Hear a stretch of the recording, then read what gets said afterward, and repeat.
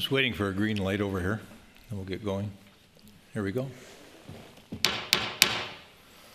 Well, good evening, everyone, and welcome to the Tuesday, May 2nd, 2017 meeting of the Edina City Council. Roll call, please. Ms. Tim? Member Brendel? Here. Member Fisher? Here. Member Stoughton? Here. Member Stewart? Here. Mayor Hovland? Here. We have a form of meeting agenda in front of us this evening. Is there anyone who wishes to adjust the agenda in any form or fashion? Otherwise, I'll entertain a motion to approve the meeting agenda as shown. So moved. Second. Got a motion and second to approve the meeting agenda as shown. Discussion? All those in favor say aye. Aye. Aye. Opposed say nay. Carried. Community comment. Is there anyone in the audience that wishes to address anything of importance to them with the council that's not otherwise on the agenda this evening? Something other than what's on the agenda this evening? Yes. Yeah, come on up.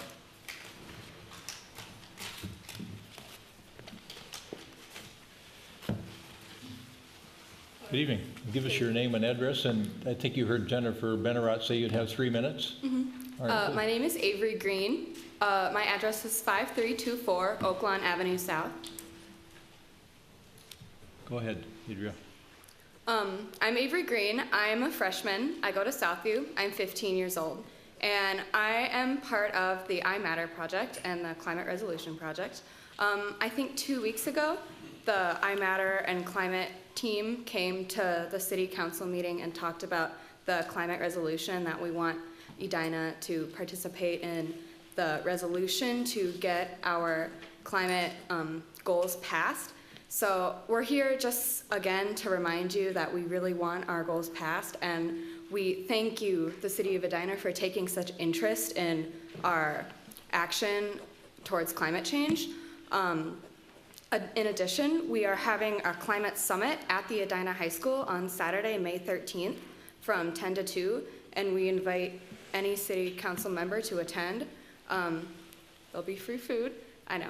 And so we just would like to extend a warm welcome and an invitation to any city council member that would like to attend to work towards the goal of fixing climate change. So. What's the date and time again, Avery? Saturday, May 13th from 10 a.m. to 2 p.m. It's hosted, it's for youth, it's by youth for youth. I will be I'm a keynote speaker there. Mayor Hovland, I know you will be there, and Mayor Spano from St. Louis Park will be there as well. And it's a day, the first little part is just an introduction, and then for about 40 minutes, there's like different workshops that you can go to. I am presenting something on climate change, at like the facts of climate change and what's happening around the world. And I know there are workshops on like food and how you can be carbon neutral and sustainable with food, and how you can be sustainable with recycling, and a whole bunch of different aspects of climate change. There'll be workshops there and stuff. So. And where? Cool. The Edina High School.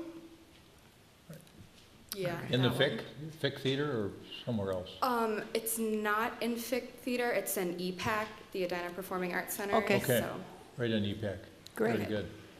We did a very effective job of communicating with the council and with all the residents this evening. So, Avery, thanks for coming and reminding us about the resolution. I think that's down with the Energy and Environment Commission. We've asked them to take a look at it. But the reminder on the environmental forum on the 13th of May is a very good thing to cover as well. So thank you very much for coming this evening. Thank you. All right. Thanks, Avery. Anyone else? Yes, sir.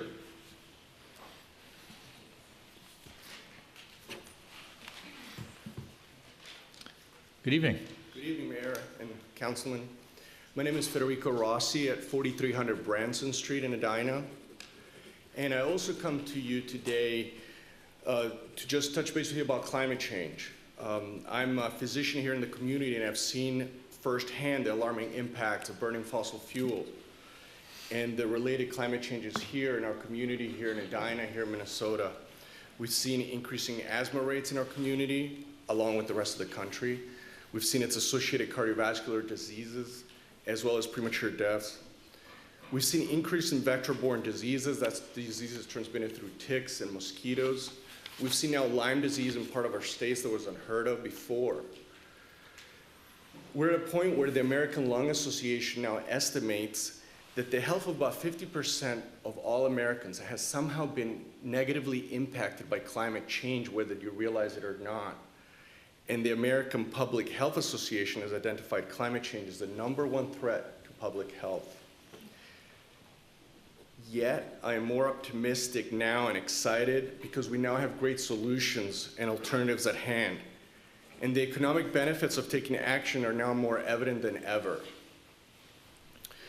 Edina is positioned to be a leader and join some of the other cities around the country and states that have taken such a lead. These are cities like Salt Lake City, Burlington, Vermont, Georgetown, Texas, and now even our neighbors to the north, St. Louis Park. So we not only can lead in this effort, but we can also reap the benefits of it.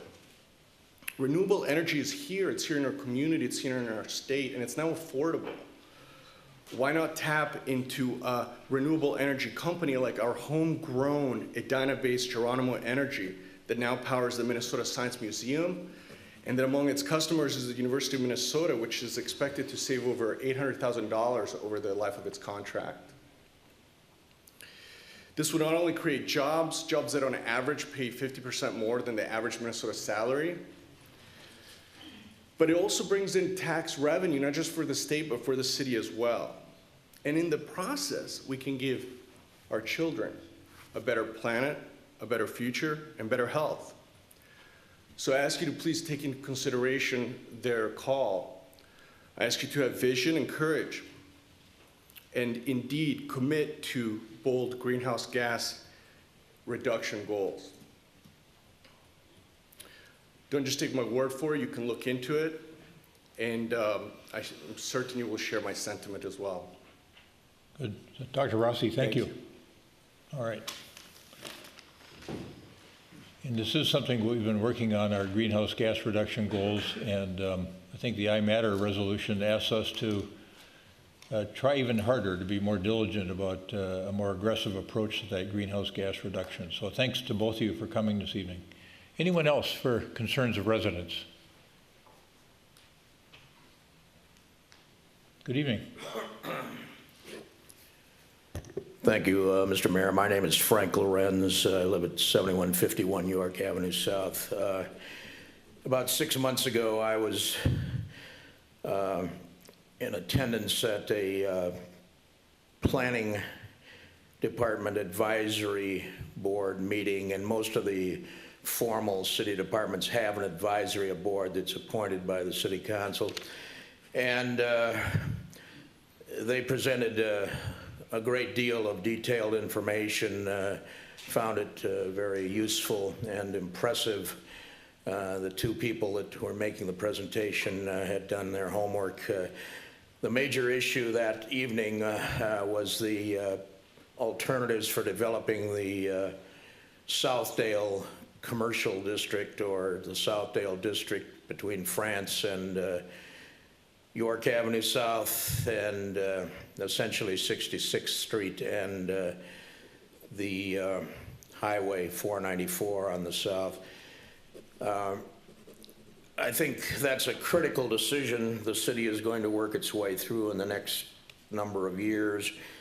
If they do it right, there's a potential for 10 or plus more billion dollars worth of developed tax base, which is going to be important. The problem that I see is that at some point in time, because of the extra water that you're going to have to bring in to and then take sewage out of that district as it develops office buildings and high-rise apartments, you're going to have to make it a very expensive decision about traffic and those sewer and water pipes. Right now, commuters use France Avenue and York Avenue South as a mechanism to get between Highways 62 and 494 during the rush hours, and the traffic is locked up for 45 minutes. It's locked up on the days between Thanksgiving and New Year's.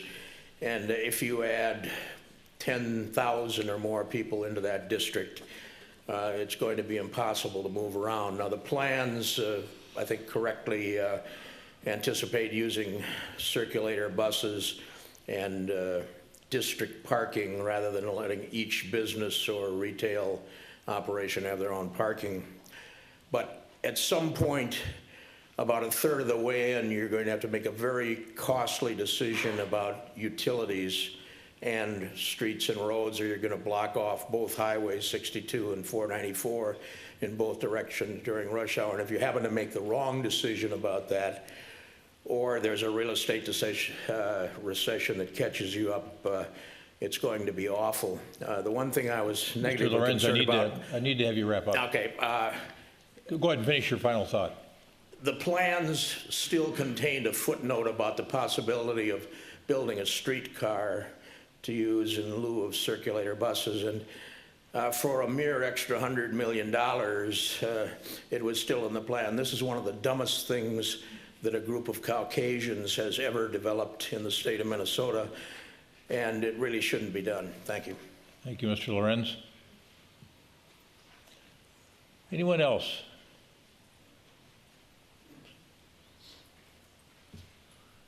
Good evening. Good evening. Dean Sandberg, 6136 Sherman Circle. As proud resident of Edina and the progressive nature we take, I also support the I Matter, support of clean environment and the resolution that might be suggested for net zero greenhouse gases. Thank you. Thank you, Mr. Sandberg.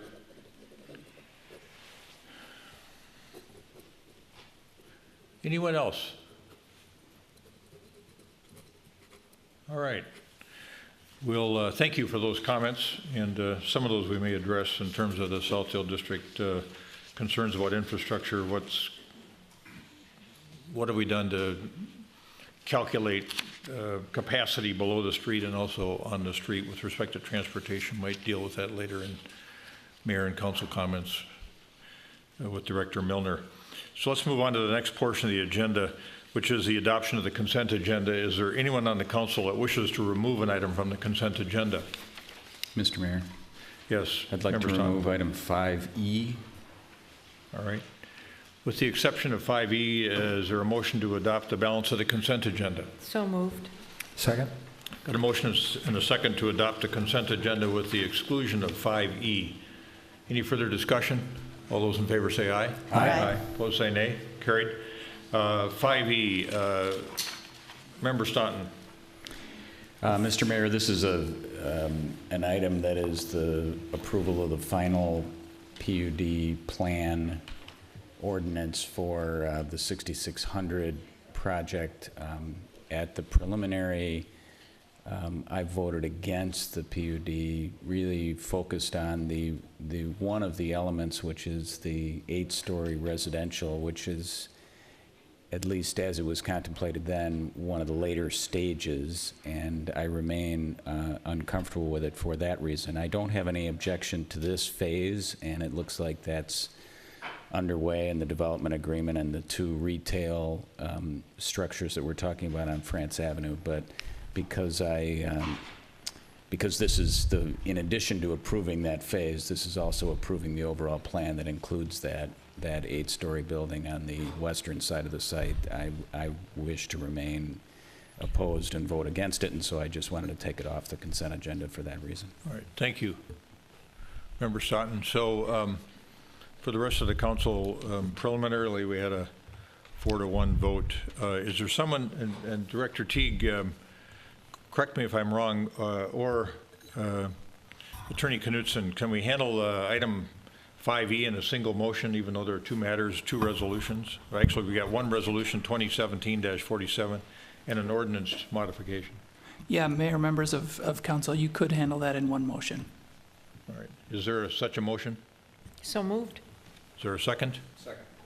Got a motion and a second to adopt resolution 2017-47, the ordinance change on 2016-19, and the rest of the matters embodied in 5E.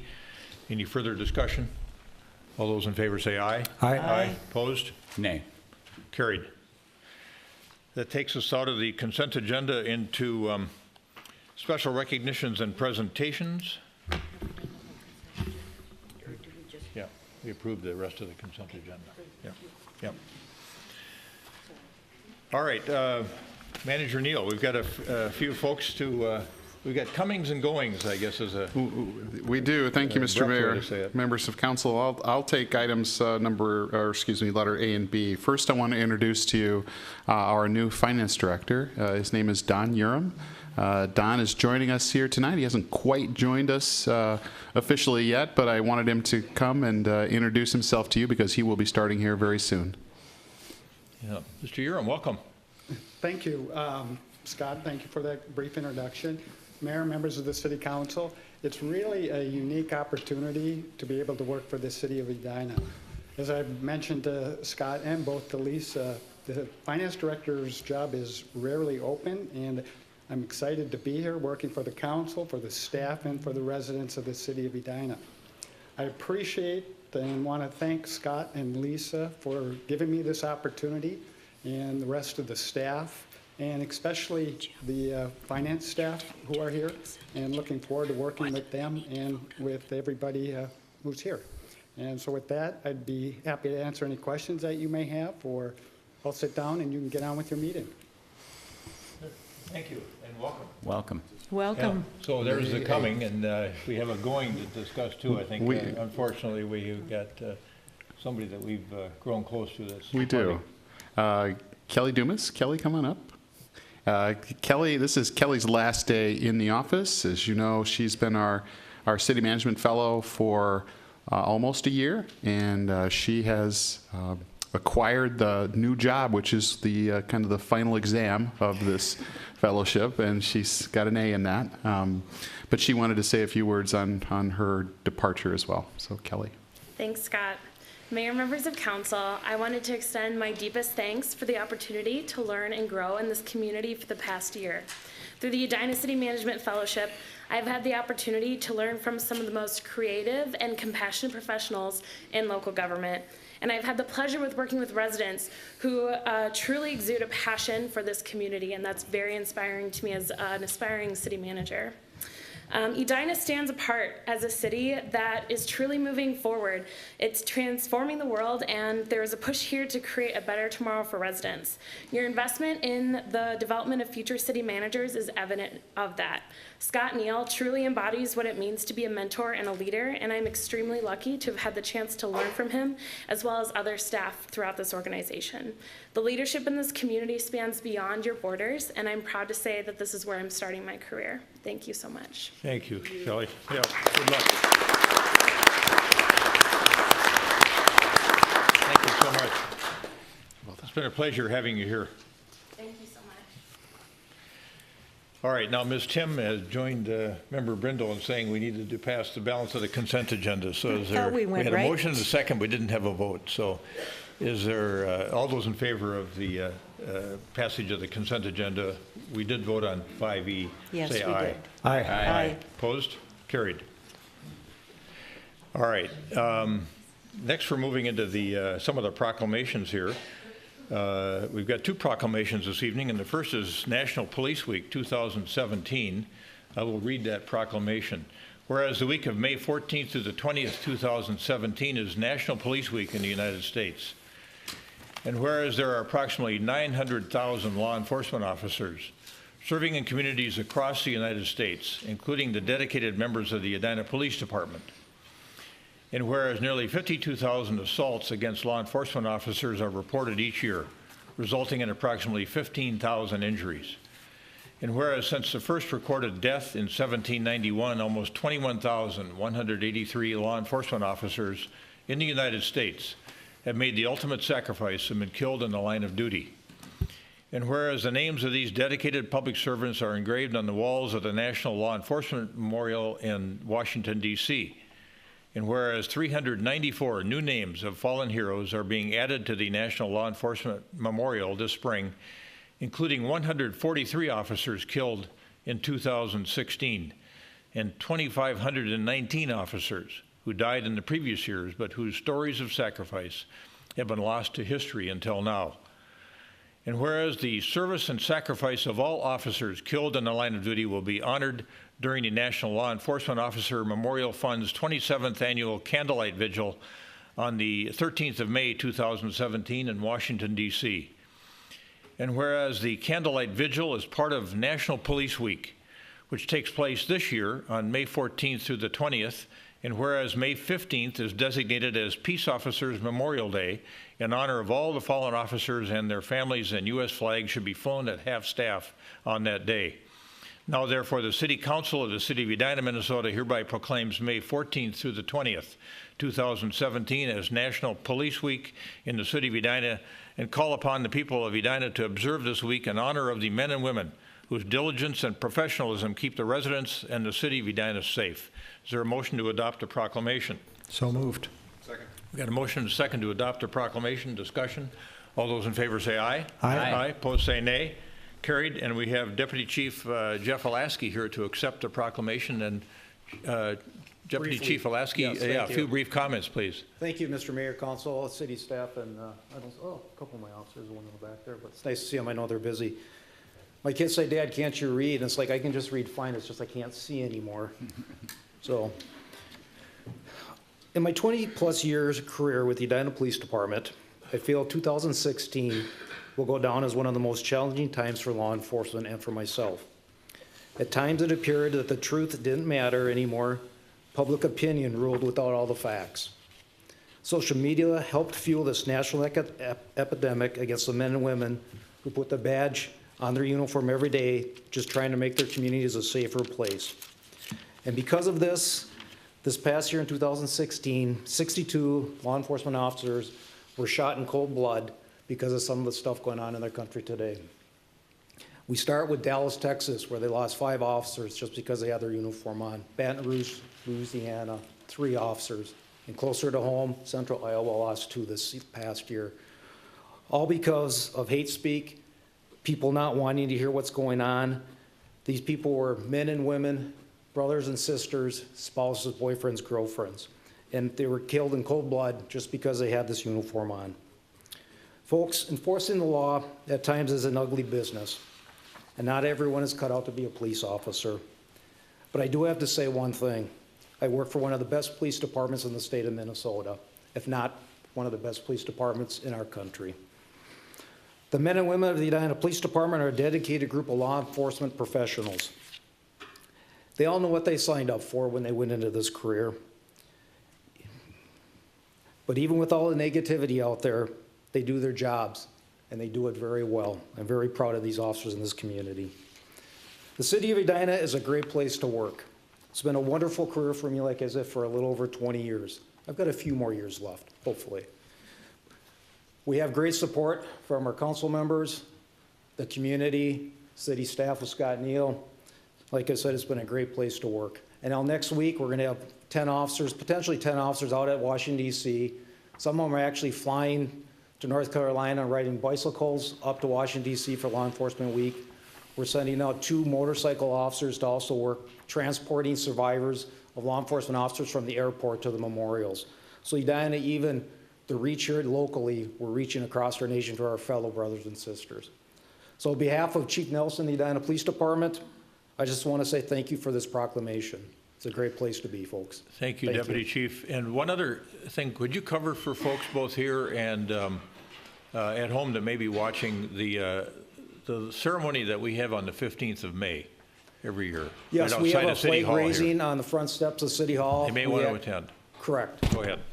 We'll have a flag raising here on that morning. I'm not sure what time it actually is. 10 o'clock, flag raising. Mayor will be there. We get city staff. We actually have one of our officers with Lima, so he'll be dressed to the nines, looking sharp, and we'll march out there and raise the flag in honor of our fallen brothers and sisters. All right. If you would come forward. I certainly will. Jennifer has her camera footage here, so I think if you would come forward, we'll photo with the proclamation.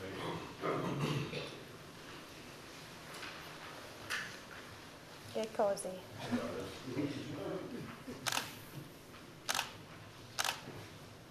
Just give me 1 second. One more. Thank you.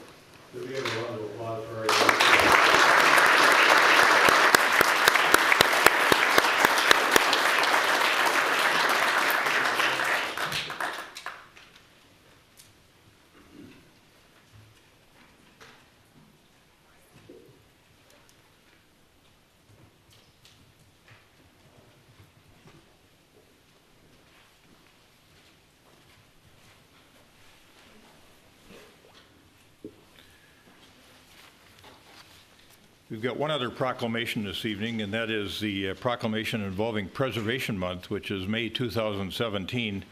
And that proclamation reads as follows. Whereas historic preservation is an effective tool for managing growth and sustainable development, revitalizing neighborhoods, fostering local pride, and maintaining community character while enhancing livability.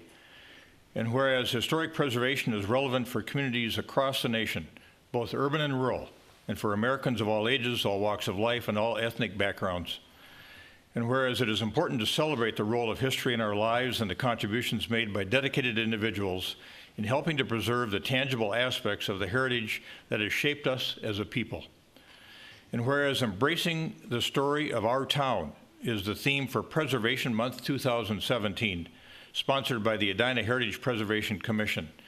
Now, therefore, we, the City Council of the City of Edina, do proclaim May 2017 as Preservation Month and call upon the people of Edina to join their fellow citizens in recognizing and participating in this special observance. Is there a motion to adopt the proclamation? So moved. And we've got a motion and a second to adopt a proclamation designating May 2017 as Preservation Month. All those in favor say aye. Aye. Aye. Opposed? Carried. Joyce Repia is here to accept the proclamation, and I think has a few comments, and then we're going to segue right into an important event we have this evening. Thank you very much, Mayor and council members. It's a pleasure to bring before you this proclamation. We do it every year, but it's just to remind people of the rich heritage we have here in Edina and how we can celebrate it.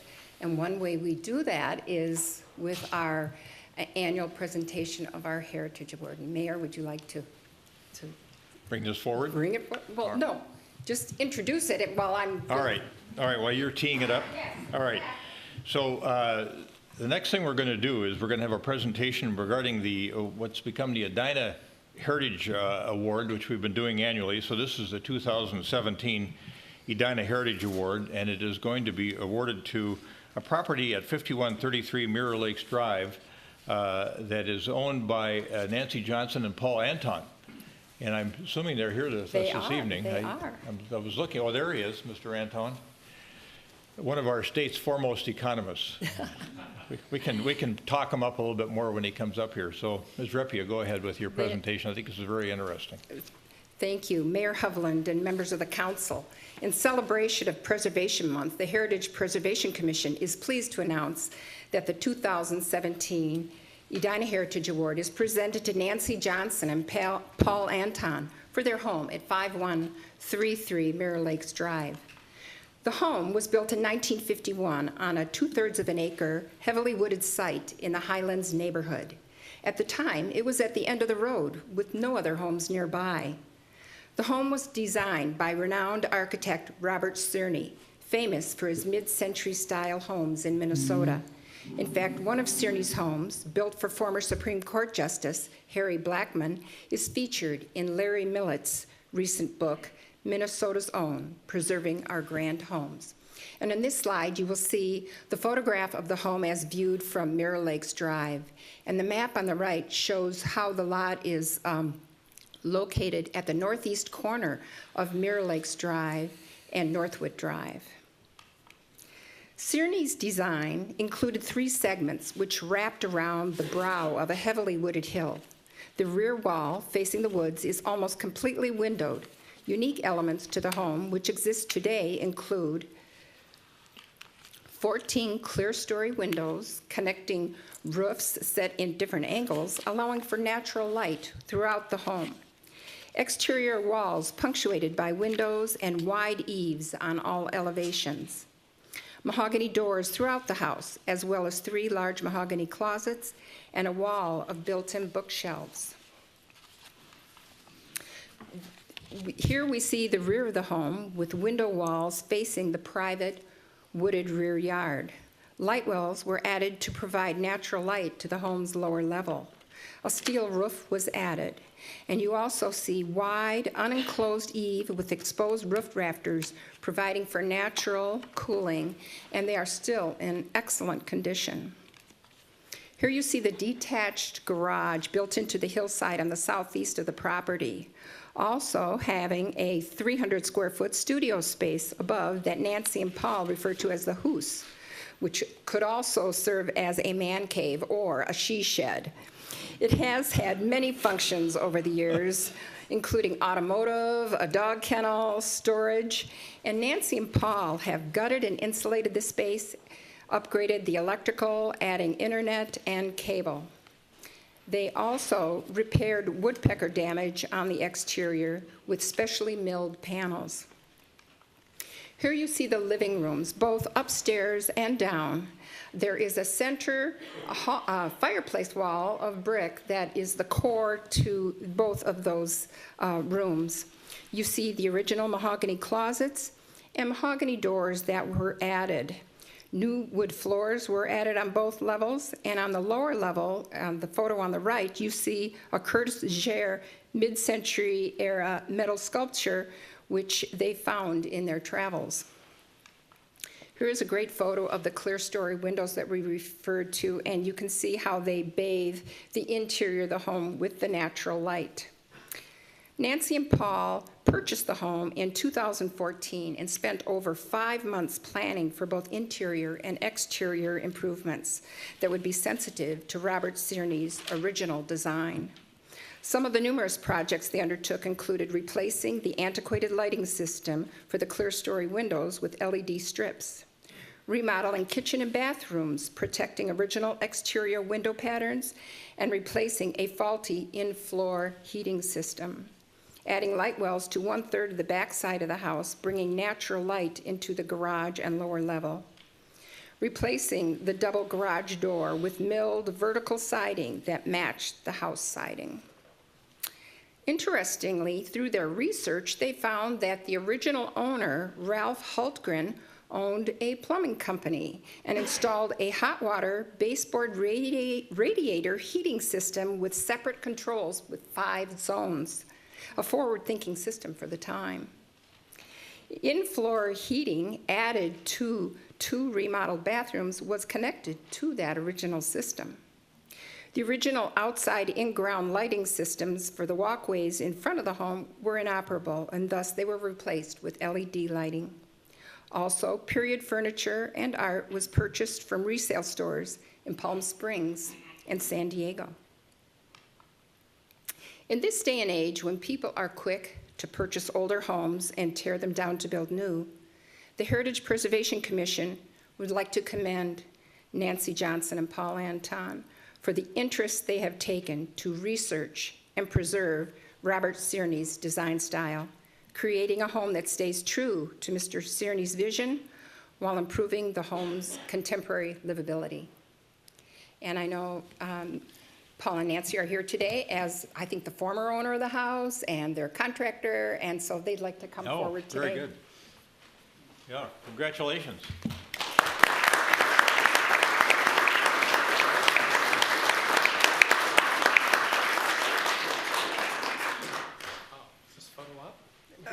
Okay, great. Oh, we go up here, or?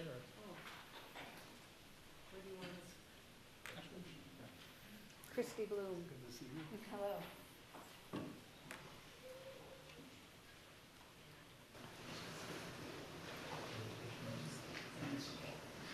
Do you want to be? All right, let's get really cozy. Not too close. Couple more. Big smiles, big smiles. Very nice, thank you.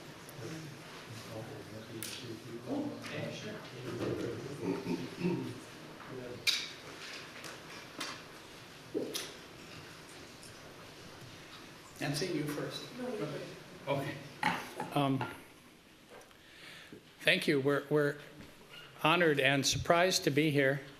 I remarked to Nancy that, we didn't know anything about this award when we started. We did this out of love of the house. I want to thank Christy Bloom for having the great judgment to sell it to us. And David Amundsen from Trehus Builders, who's architects and craftsmen, helped us accomplish this. On a personal note, I have to mention that in January 1966, the Washburn basketball team I played on lost to Edina 92-50, the 1966 team that started the first of 3 consecutive state championships. And from that low point, my opinion of Edina has only risen to the point where I now am a resident, something I wouldn't have imagined in 1966.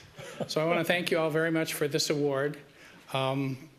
We're really pleased to be able to preserve something that's important to Edina, that is part of Edina's heritage. And I also did the research to find out that none of the people on that team lived in that house, which is also a good bit of news. Thank you very much. We're really honored. Nancy, anything? Christy, anything you want to comment on? My comment would be I'm thrilled to have sold the house to someone who so loves it, and I know that Paul and Nancy will continue to love it as I did in the years to come. So, and why don't you tell us, Christy's daughter is a young woman named Emma Weisberg, and who is just a fabulous singer, and all the way through high school she was involved in music, and also on our Human Rights and Relations Commission, had a distinct interest in Darfur and the things that were happening in Darfur at the time. So Yes. how's she doing? She's terrific. She's in LA singing her heart out, and maybe she'll be rich and famous. Yeah, well, we hope so.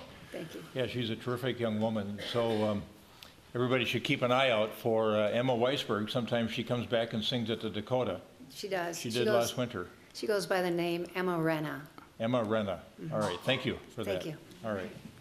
Mr. Mayor, Yes. just one final comment. I think the council over the years has become very accustomed and look forward to this event every year. And I think it would be remiss if it goes without saying that this is Joyce's last time to do this for the council. She has announced her retirement, and it will happen here sometime this summer. But this was her last time to do this presentation for the council, and I know she enjoys it very much, and I know the council has over the years as well. Oh, yeah, thanks, Joyce.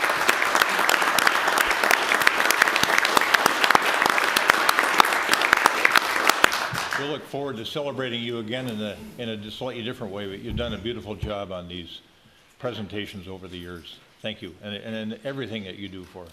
Thank you. All right, we're going to move on to the reports and recommendations portion of the agenda. And the first matter that we're going to address this evening is the Race and Equity Task Force Facilitator Selection. Manager Neal. Thank you, Your Honor. This item, I believe we're going to ask James Pierce, who is one of the co-chairs of the task force, to introduce this item. The introduction that is listed there for me should be under item number B. I'll do an extended introduction of the Public Safety Staffing Analysis Report, but Mr. Pierce has got this one. Thank you, Scott. Mayor Hovland, members of council, and community members, good evening. My name is James Pierce, and as Scott mentioned, I am a member of the Edina Race and Equity Task Force. And it is with excitement and optimism that we want to share with you our recommendation for a task force facilitator and partner. You should have a copy of the staff report, which was submitted earlier.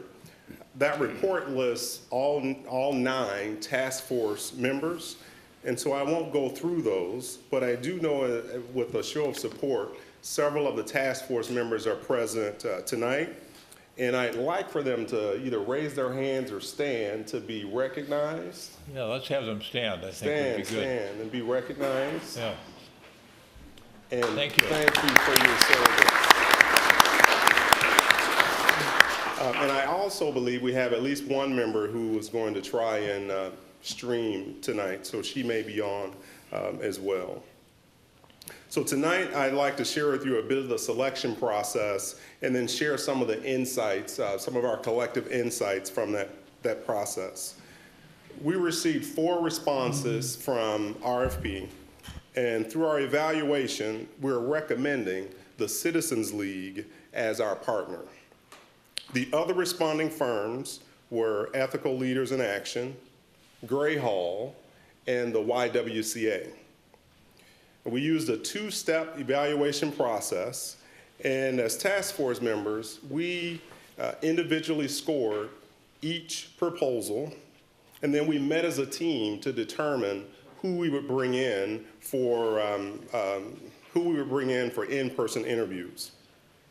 So through that initial process, Ethical Leaders in Action, the Citizens League, and Gray Hall were the 3 firms that we brought in for the second evaluation phase, which was in-person interviews. We generally felt that any of those firms could actually do this work, and so the in-person interviews were going to be crucial in terms of us selecting a partner. So to assist with that, we came up with a number of themes, and then we had questions that were related to those themes to help us surface who we thought would be the best partner for the city of Edina. Those themes, community engagement and innovative approaches, demonstrated outcomes, project management, and then expertise leading with the racial and equity lens. There were 3 primary differentiators that surfaced Citizens League as our choice throughout the process. And so I'll cover those 3 with you quickly. The first was the diversity of the team. The team that Citizens League brought had 6 different elements of diversity represented in the 4 people that came in for the interview. Now, this was striking because they each described their individual diversity as a lens of how they identify with the work and the task at hand. We believe that this brings a level of sensitivity to this kind of work, and it should serve our community very well. The second differentiator was their definition of community members and how they would engage the community. Now, this is a seemingly simple question, but depending on how that question is answered, it really gives you a sense of the sensitivity that they would bring to the approach.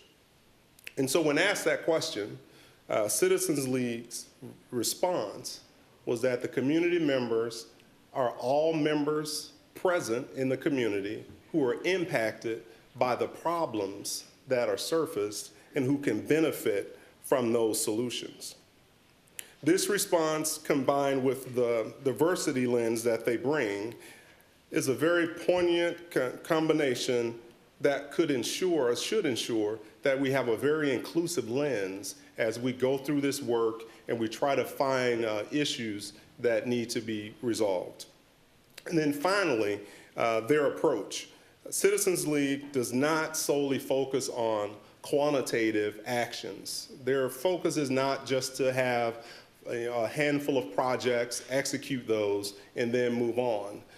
Their approach is 2-pronged. They realize that we have to have short-term successes, but a part of their work is to have systemic changes. And by doing that, they're able to create a healthy environment that should allow us to have sustainable changes within our community. So we believe Citizens League will be an excellent partner and will assist us in achieving lasting results for the city of Edina.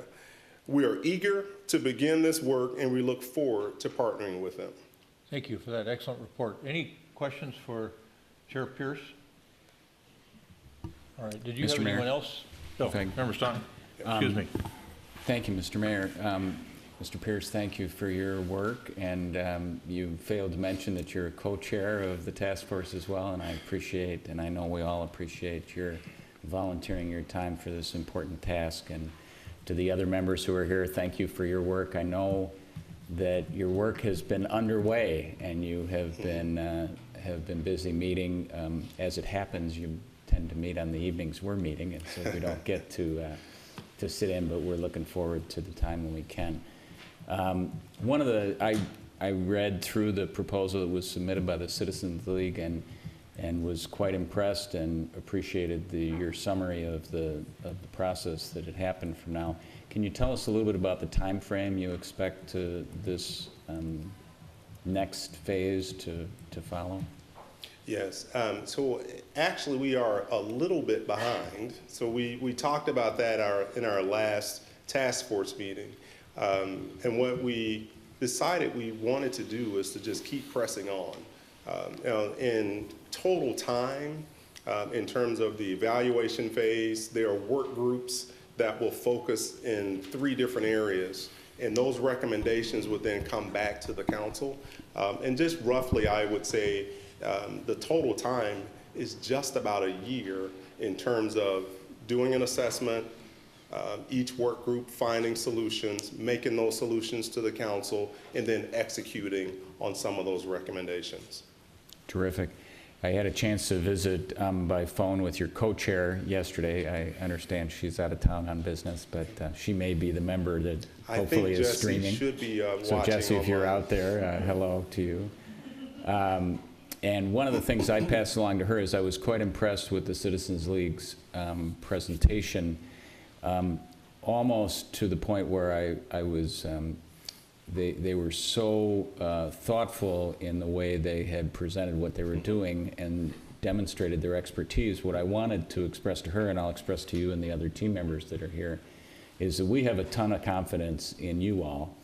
And we are looking forward to having an additional resource on hand to help us, but we want to make sure that the consultant is working for you all and not vice versa. And so we look forward to your leadership in making sure they understand the needs of our community as we move forward, and that you're directing this work, this really important work, over the next year. Thank you. Was there anyone else on the task force that wanted to come forward?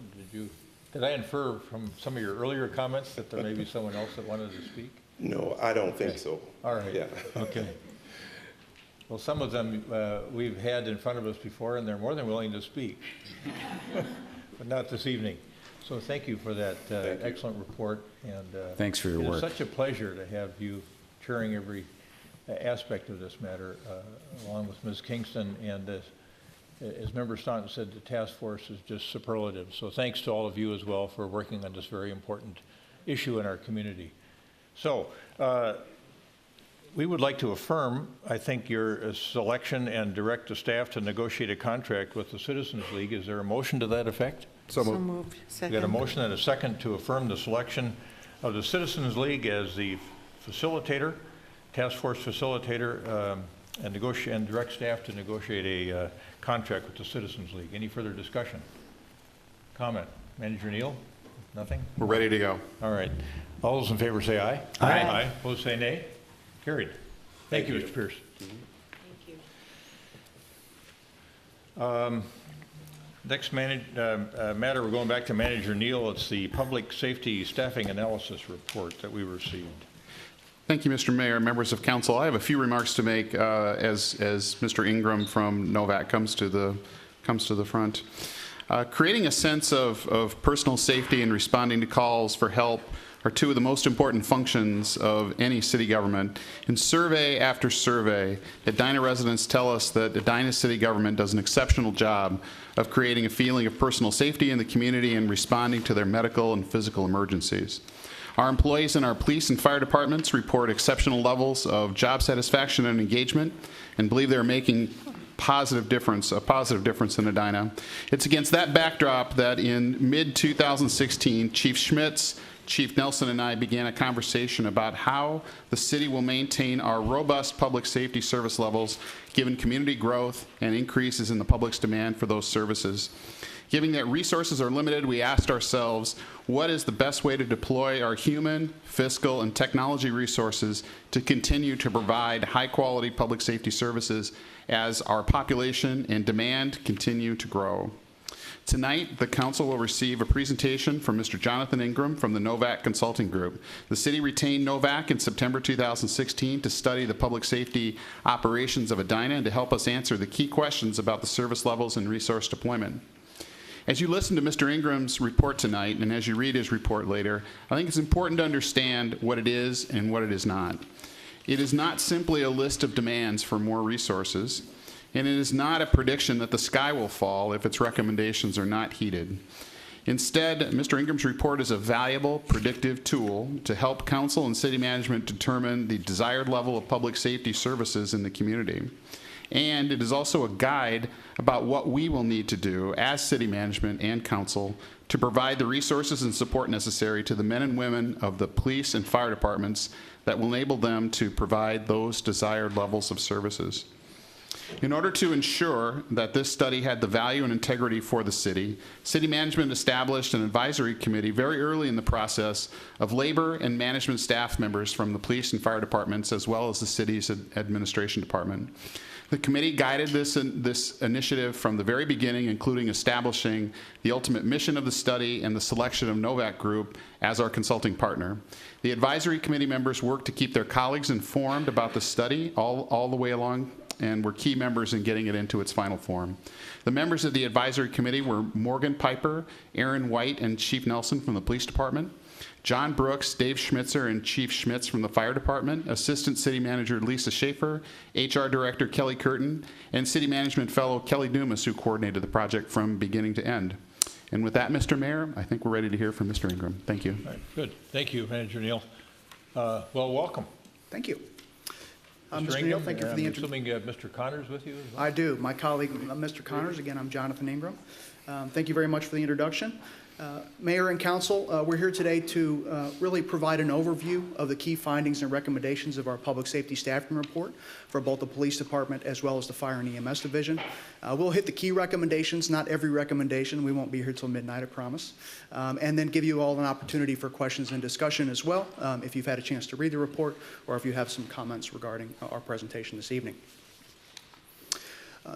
Mr. Neal hit some of the high points of why we were brought in. Fundamentally, we were asked to take a look at evolving workload in the police and fire service and EMS service and determine how that evolving workload is impacting staffing needs and impacting service levels, and to help you all develop a plan going forward to frame potentially additional resources or adjustments in service standards going forward. Our methodology was extensive. We had conversations with nearly 50 employees, direct one-on-one interviews, focus groups, group interviews. We also analyzed reams of data and used it to develop an operational and staffing model that's based on key workload drivers and the unique characteristics of this community. As a result of that process, we developed about 41 recommendations, again, relating to both staffing and service level adjustments, as well as technology and process improvements that will serve to increase staff capacity, increase the amount of time that can be dedicated to core activities, with some key improvements in processes, procedures, and technology. We'll cover both departments. We'll start with the police department. Again, the high-level recommendations and those with the most significant impact.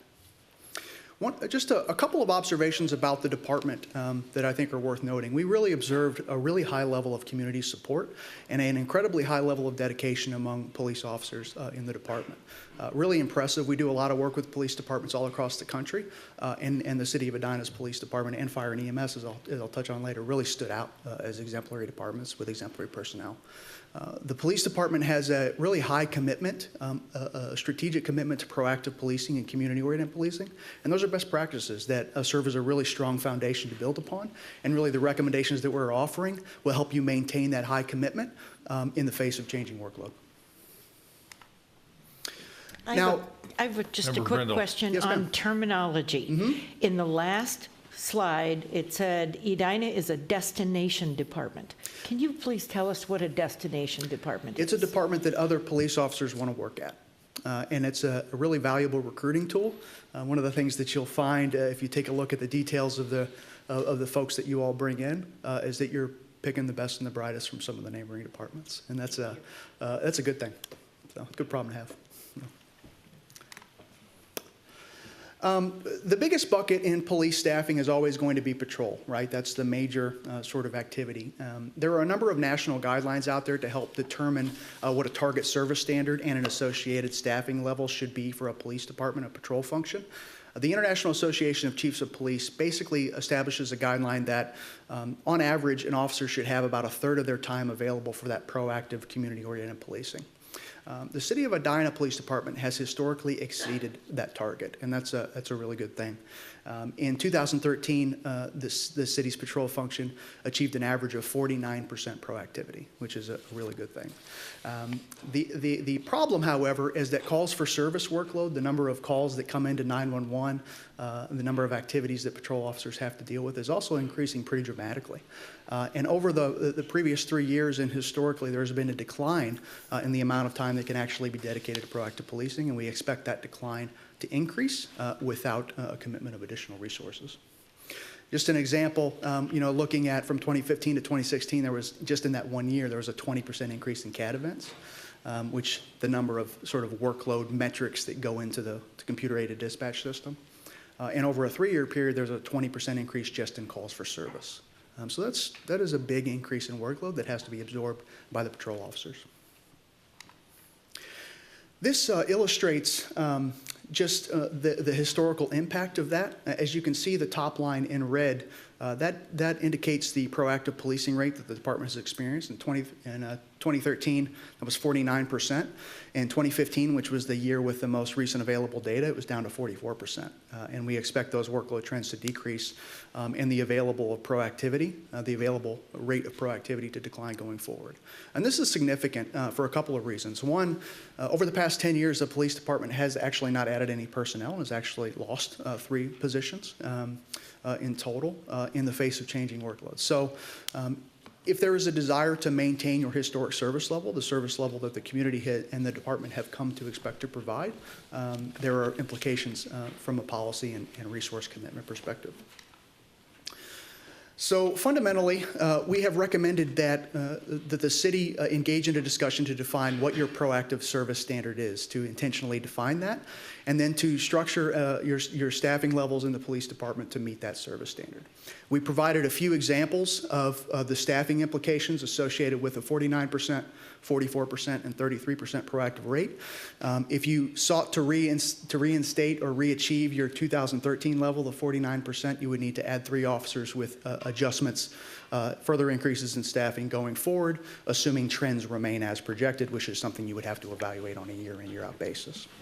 But obviously, there are implications. The important thing here is that it provides the context necessary to have that policy discussion about service levels and the resource requirements necessary to meet those service levels. And I'll turn it over to my colleague, Bill Connors, for a few comments on some of the other portions of police staffing. Thank you, Mr. Ingram. Mr. Connors, welcome. Thank you.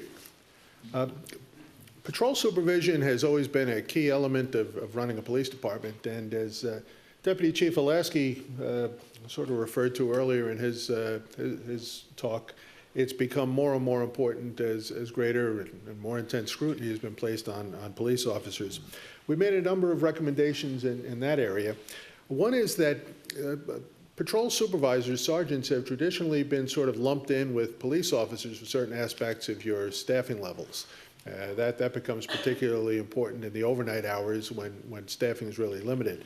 Ideally, the sergeant should be considered separate from the police officers. They will respond to calls, they will get involved in clearing backlogs, etc., but primarily they should be supervisors. One of the reasons for that is, in addition to the great scrutiny placed on police work, you have a very young department. You have, last count that we had, 19 of your 52 officers were hired within the past 5 years. So you have a young police department that can benefit from the experience and mentorship of senior supervisors that are available to engage in supervisory work. There's also been a policy here of not necessarily filling supervisory absences.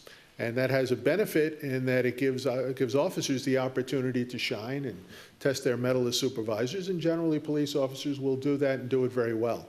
But as a long-term practice, it puts puts police officers in a very difficult position. Things can happen at any hour of the day or night, and they require immediate, confident decisions. And they also have a role where they may have to step in and intervene when things don't go so well. And with no supervisory authority, that's a difficult position for them to be in when they have to work side by side with the other officers the following day. So we have recommended that there should be arrangements made to fill supervisory vacancies when shifts are vacant, and we've offered a couple of options to do that. As far as investigations, our analysis showed no real clear indication that additional staffing was needed.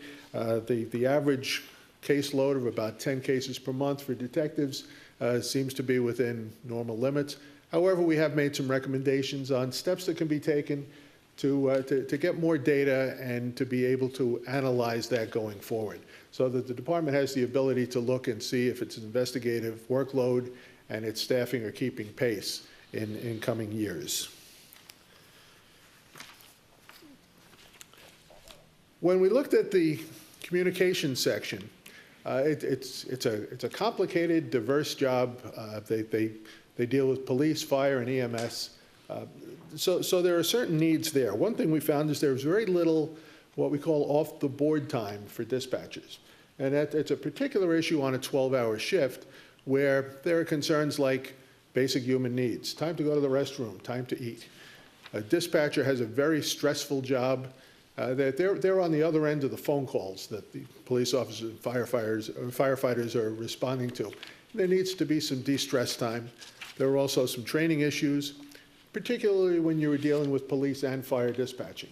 Police dispatching tends to be the routine constant, numbers-wise and activity-wise. But when fire incidents happen, they are not as frequent, but they are very labor-intensive. So to afford the staffing level that can do that, to afford the ability to do the kind of training that's required, to do emergency medical dispatching, which is something that hasn't been done for a while.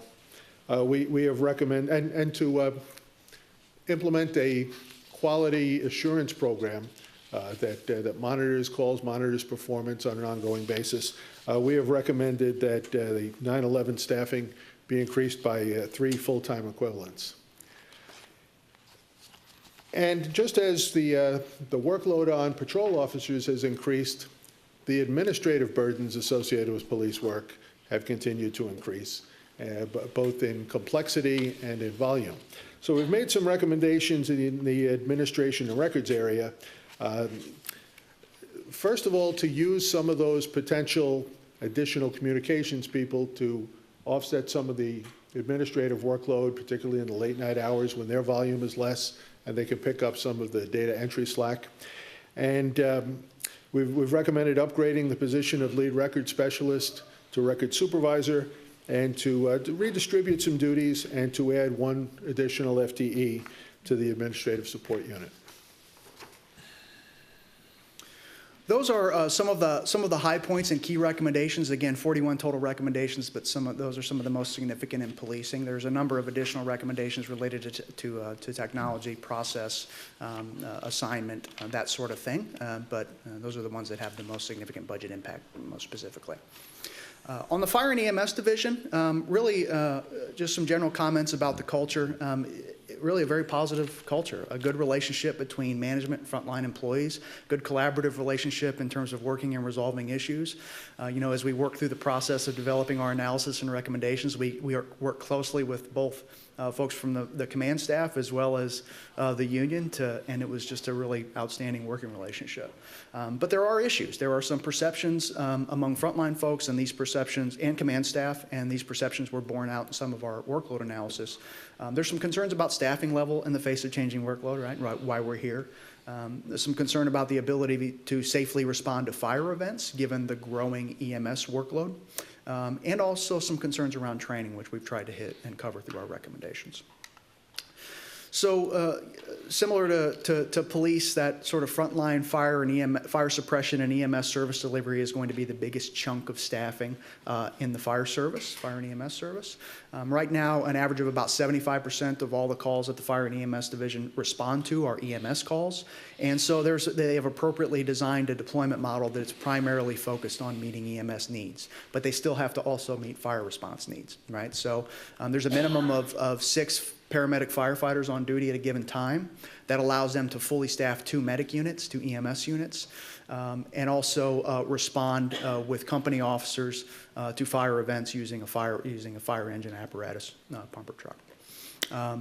The department also utilizes Medic 3, and this is a 3rd EMS unit that is utilized or activated if the call volume demands it, and if there are resources available to staff the medic, which is not always the case, especially during the night shift, and in many instances during the day. That unit has to be staffed with fire prevention staff or command staff, drawing away from those important duties as well. So there are some fundamental limitations to the staffing model. It's very lean, designed to meet your EMS workload, but it leaves you exposed in a couple of areas that I'll touch on.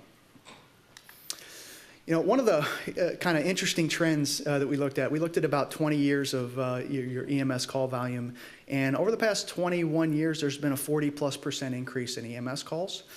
Fire calls have increased slightly, but remain relatively consistent. The largest increase from 2015 to 2016, there was a 6.5% increase in EMS calls. But there's also a changing dynamic for EMS calls. The time on scene required for a lot of these calls is expanding. There are more responses to chronic illnesses, and that's largely due to some of the changing demographics and the aging community that you have here, as well as some of the implications of the Affordable Care Act, which I'll touch on. But over that time period, there have been very few staffing increases in fire and EMS. I believe only 2 over that entire period, and none in the last 8 years. So this increasing workload is placing strain on the ability to perform some key functions. One of the most significant issues associated with the current staffing levels and model is that there is frequent disruption in shift training. Training in the fire service is incredibly important because events happen relatively rarely, major fire events. So training has to happen on an ongoing basis to make sure that when those events do happen, there's consistent response and effective response. There's very little opportunity for multi-company training because EMS units are consistently drawn away to complete EMS calls. And that's a challenge that deserves attention.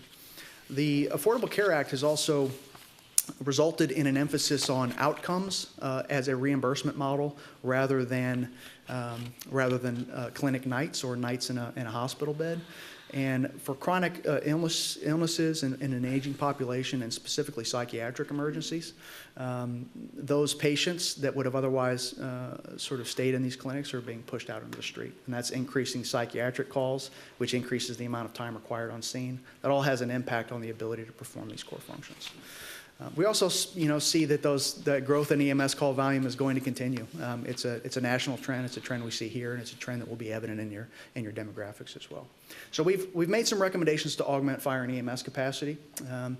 Really, the most effective way to do that is to fully activate Medic 3, which is that 3rd ambulance unit I referred to. And there are a few different options to do that. You can do it through various power shift alternatives, or you can fully staff the unit 24/7. And there are pros and cons associated with each. You can do an 8-hour power shift, which would require 3 FTE. The benefit of that is it's fairly cost effective. It provides some additional coverage during peak workload periods, but it doesn't really provide much additional capacity to provide training. It doesn't provide sufficient personnel for that. An 8-hour and 10-hour power shift is also an alternative that requires an additional 5 paramedic firefighters. Of those 2 options, the 10-hour is probably the best because there's an overlap day where you essentially double your shift size and can do a lot of training on those overlap days. That's a real benefit. But the 24-hour Medic 3 staffing requires 6 FTE, so 1 more than the 2 best alternatives for a power shift. And it provides all that additional EMS capacity, but it also provides additional minimum staffing during the night shift, during those slower periods, where there's always a minimum of 8 personnel available. And that allows the department to independently staff 4 people on an engine, 4 paramedic firefighters on an engine, which really increases their ability to effectively respond to fires quickly during the night hours. So there's some fire response benefit to that model as well, in addition to EMS response benefit. The other area that we looked at was fire prevention. Over the past 3 years, there has been a 20% increase in building plan reviews. You all know the development that's occurring in this community. That has an impact on their ability to complete plan reviews, but more importantly, these structures are going to have to be rolled into the recurring occupancy inspection schedule of the fire department. Right now, the department tries to inspect properties every 3 years, and really the best practice is to try to target that every year, to do an annual inspection process. There's also some difficulty maintaining central inventories and up-to-date inventories of occupancies based on the limited resources that are available, and the fact that fire prevention staff are often drawn away to support that Medic 3 function. So we really see a need to add an increase, add a fire inspector in that unit as well. A few other key recommendations. We've made a number of recommendations to improve technology as an efficiency tool for training management as well as fire prevention. These are just tools that can be implemented with the help of central IT and potentially contractors to really increase staff capacity and increase the amount of time that folks can dedicate to their core responsibilities. We've recommended increasing the frequency of live fire and multi-company training drills. These are really important in the fire and EMS service. And these are really contingent upon adding the staff to create the time necessary to do that. But we find it considered a really important thing. We've also recommended creating an EMS quality control program. And what this essentially is a process of regularly recurring and evaluating EMS calls and creating really intentional training programs designed to address gaps or those calls that occur infrequently, which is a really positive thing and a best practice. So those are kind of the high points. What I will emphasize to you is that a couple key points. This might seem like a lot, right? From a city council's perspective, this may be a lot to bite off. One thing to keep in mind is that this is not intended as something that will be implemented tomorrow. This is intended as a strategic framework that you all can use to inform your policy discussions and your resource allocation discussions going forward, and to have a really fact-based and informed discussion about how best to maintain service levels in this community. With that, I'll open it to any questions you all may have, and I'm happy to respond. Questions for either Mr. Ingram or Mr. Connors, or even our city manager, Member Brindle? Thank you. I do have I have a number of questions, okay, but I'm just going to hit a couple highlights. Mm-hmm. Because I mentioned to the chief earlier this evening, I think this is a good conversation for us to have. But one of the things that I found very interesting is there are a couple of these graphs showing by day of the week number of calls, and when you have the highest number of calls, it's the same for police as fire. Mondays at 1 o'clock. What is it with on Monday at 1 o'clock? I expected it to be Friday night or Saturday night. What is Monday at 1 o'clock? Different kind of community. It's lunchtime. That's the bottom line. There are, when folks are out and about and away from their desk and away from their home, that's really when you're going to see those peak workloads. And the dynamic of your community is not such that you see some increase in call volume on Friday and Saturday night, but not really to the degree that you see during the various rush hours from 3 to really 9, 10 p.m. in many respects. Because you're also, there's the sort of commuting traffic, but you're a nice place to come and have dinner. It's a really great community, and I think that's one of the significant drivers as well. So. Go ahead. Member Stewart? I really want to thank you, Mr. Ingram and Mr. Connors, for this work. We on the council, and I think most people who live here in Edina, believe that our public safety groups, our police department, our fire department, and EMS service are first rate. They do a fantastic job. I think we have an intention, and we would very much like to keep it that way. And so I think this work is important because it helps us, it creates a measurement, and I think it's important to have those metrics so that we are able to monitor how we're doing. We're able to tell, and you even said that there's some projections, but you better check on them year to year. I believe that's exactly right. It's daunting to think that we might need to add as many full-time employees to our city payroll as the report suggests we may need to. But better to be prepared and start thinking about that than to get surprised by it at some point and then find that our service levels have diminished beyond what is acceptable to us or for the citizens. So, so thank you for giving us the metrics. I think those metrics of service levels are particularly important, and I'm glad that we've sort of set the baseline and will now be monitoring those. So that's important to us. Many of the recommendations are things that the fire chief and police chief ought to just, they don't require city council review and approval. They can just do many of those things.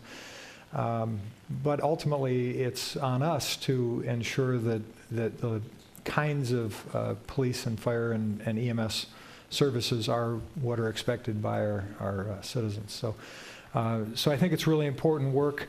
Yeah, I'm glad it's not stuff to be implemented tomorrow. I don't think we have that in our budget or in our minds.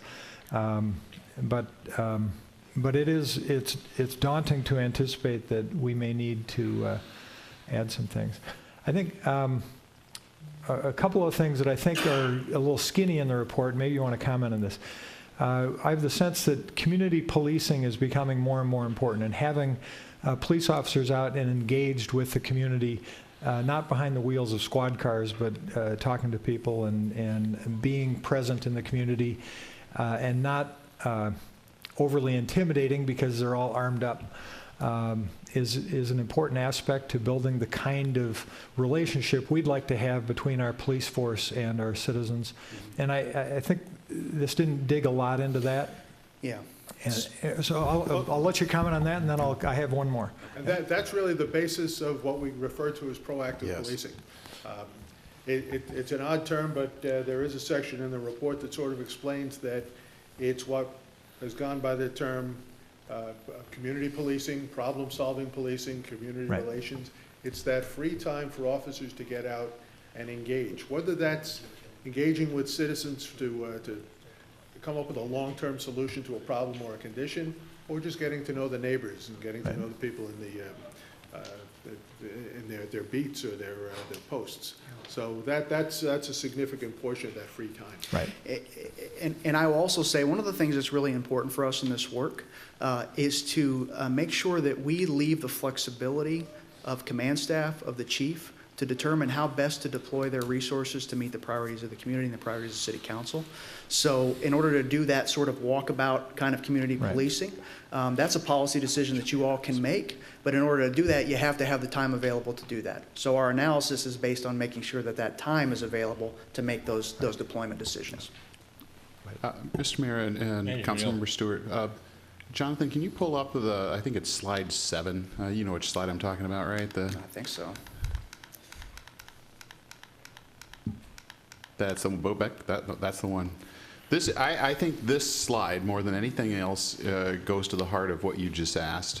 You don't want to be a city council member in 2022 when police officers are down to having 26% of their time available for proactive policing, because that's an environment where they're doing no community policing or some of those intangibles that I think you're wanting our department to do more of.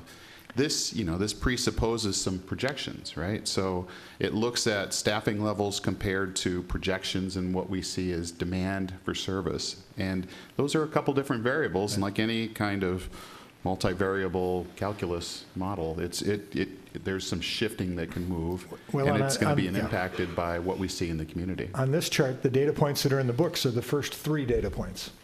And so the rest is projected, and I think it's projected on the basis of sound, informed, estimates. But it's concerning to me to say, oh gosh, we don't want to be down at that 26% level. And even if I'm not on the council, I'm not sure I want to be living in Edina if we're down at that 26% level. So we want to make sure that we are providing the kinds of service that is expected in our community.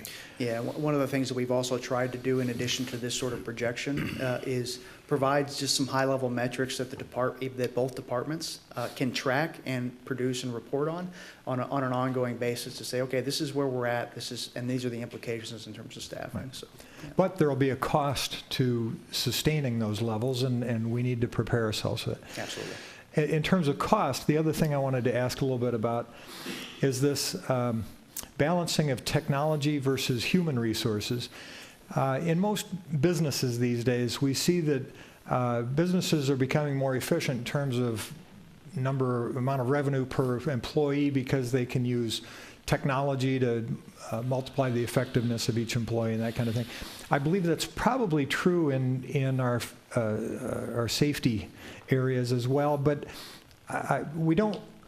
And there are going to be certain kinds of technologies, whether it's body cams or whether it's and body cams, of course, requires recording, but then saving and being able to retrieve all of the things, and that becomes actually a very costly kind of an undertaking for a police force. There are also other kinds of technologies, some of which feel a little big brotherish, so you want to be careful about getting into that. But and we can't even anticipate what kind of technology may be available just 2 years or 5 years from now. So it's changing very rapidly. And that's another variable that I think we have to be prepared to change sort of our cost estimates and our even our personnel staffing. Maybe we can be a little more efficient, but there's no replacing that human being on the street talking to other people. So I think there's limits to how efficient you can become because of technology. There are. The reality is this is a human-oriented business providing public safety services, and that human element is never going to go away. What we've tried to do is kind of offer some technology improvements that we think can give you a little extra capacity, an extra 10% of time that you can spend toward that core mission. And they'll certainly, technology evolves very quickly. Things come up across local government, across sort of the technology sphere these days, and you all will adjust to that. The reality is when you look out 2, 3, 4 years, there are a number of things will change. You may determine that a recommendation doesn't make sense within the context of your environment 2 years from now, and that's okay. This isn't intended to be a crystal ball out to 2020. It's a framework that you could use going forward. Again, I want to thank you for setting the bar for us and for helping us to, I think, establish a context in which we can do a good job of sustaining these kind of levels as we move to the future. So thank you. Thank you, Member Stewart. Member Brindle, you found your other question. Yes, I have 2 pages of things to discuss, but I'm not going to spend the time tonight to do that. I'll leave you a card. But looking at staffing levels and the increase of staff, having been a council member through the recession, and this is a question, I think, more so for Chief Nelson, but during that time, there were positions that were left open and not rehired.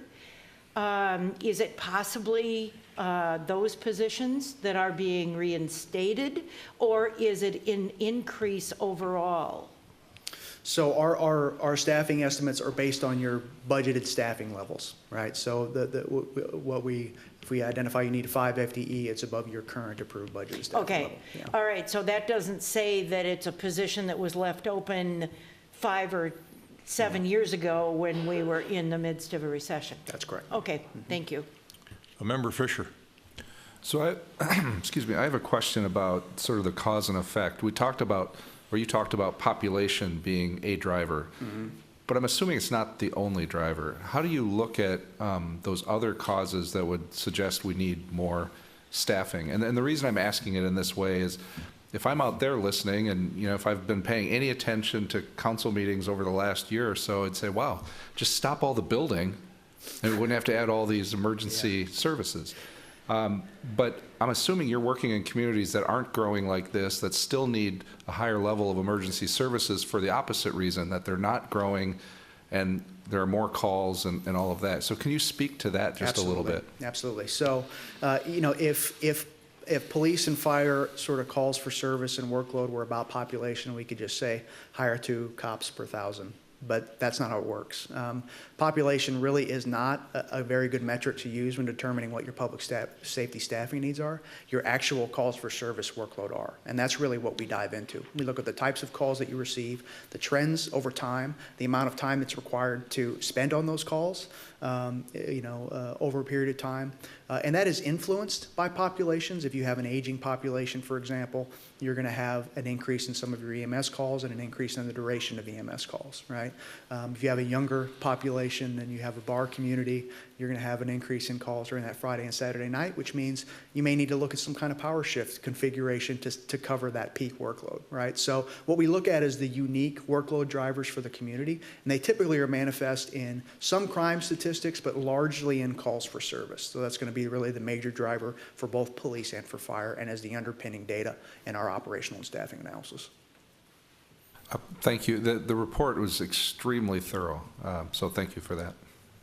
Member Stoughton, anything? I just want to pick up on the question Member Fisher asked in terms of calls for service and how it relates to proactive policing. So one of the things I'm curious about is, in your experience, will proactive policing drive down your calls for service? What I have not done is sort of a regression analysis where I can say with certainty, with some sort of statistical significance, that if X happens, Y happens. There's too many variables, and usually we don't get any calls for service data unless we're working on a project. That's a tough thing to ask for from a public information request. But and perhaps more of a rhetorical question than one that I expected an answer to. If I can put a little spin on that, just from my experience of 33 years in police work. In certain communities, in certain conditions, the heavy police proactive attention can drive down calls for service. For example, there's a location that's a heavy drug location, and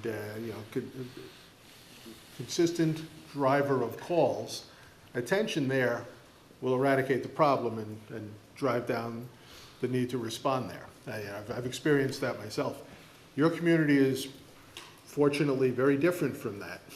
And so there's not necessarily a direct correlation between the attention and driving down calls for service. It's not going to drive down your medical calls, your routine commercial theft calls, things like that. So the difficult thing is that it's hard to sort of evaluate a negative, what might have been had that not occurred.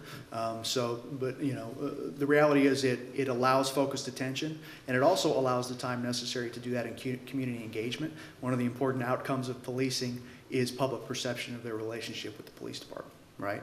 An important attribute of that is that proactive community policing piece. So, I mean, the natural follow-on to that is your report talked about a range of potential percentage of time that we allocate as a target, as a policy target, to proactive policing, anywhere from a 33%, which appears to be the kind of industry standard, if you will, to 44% to 49%.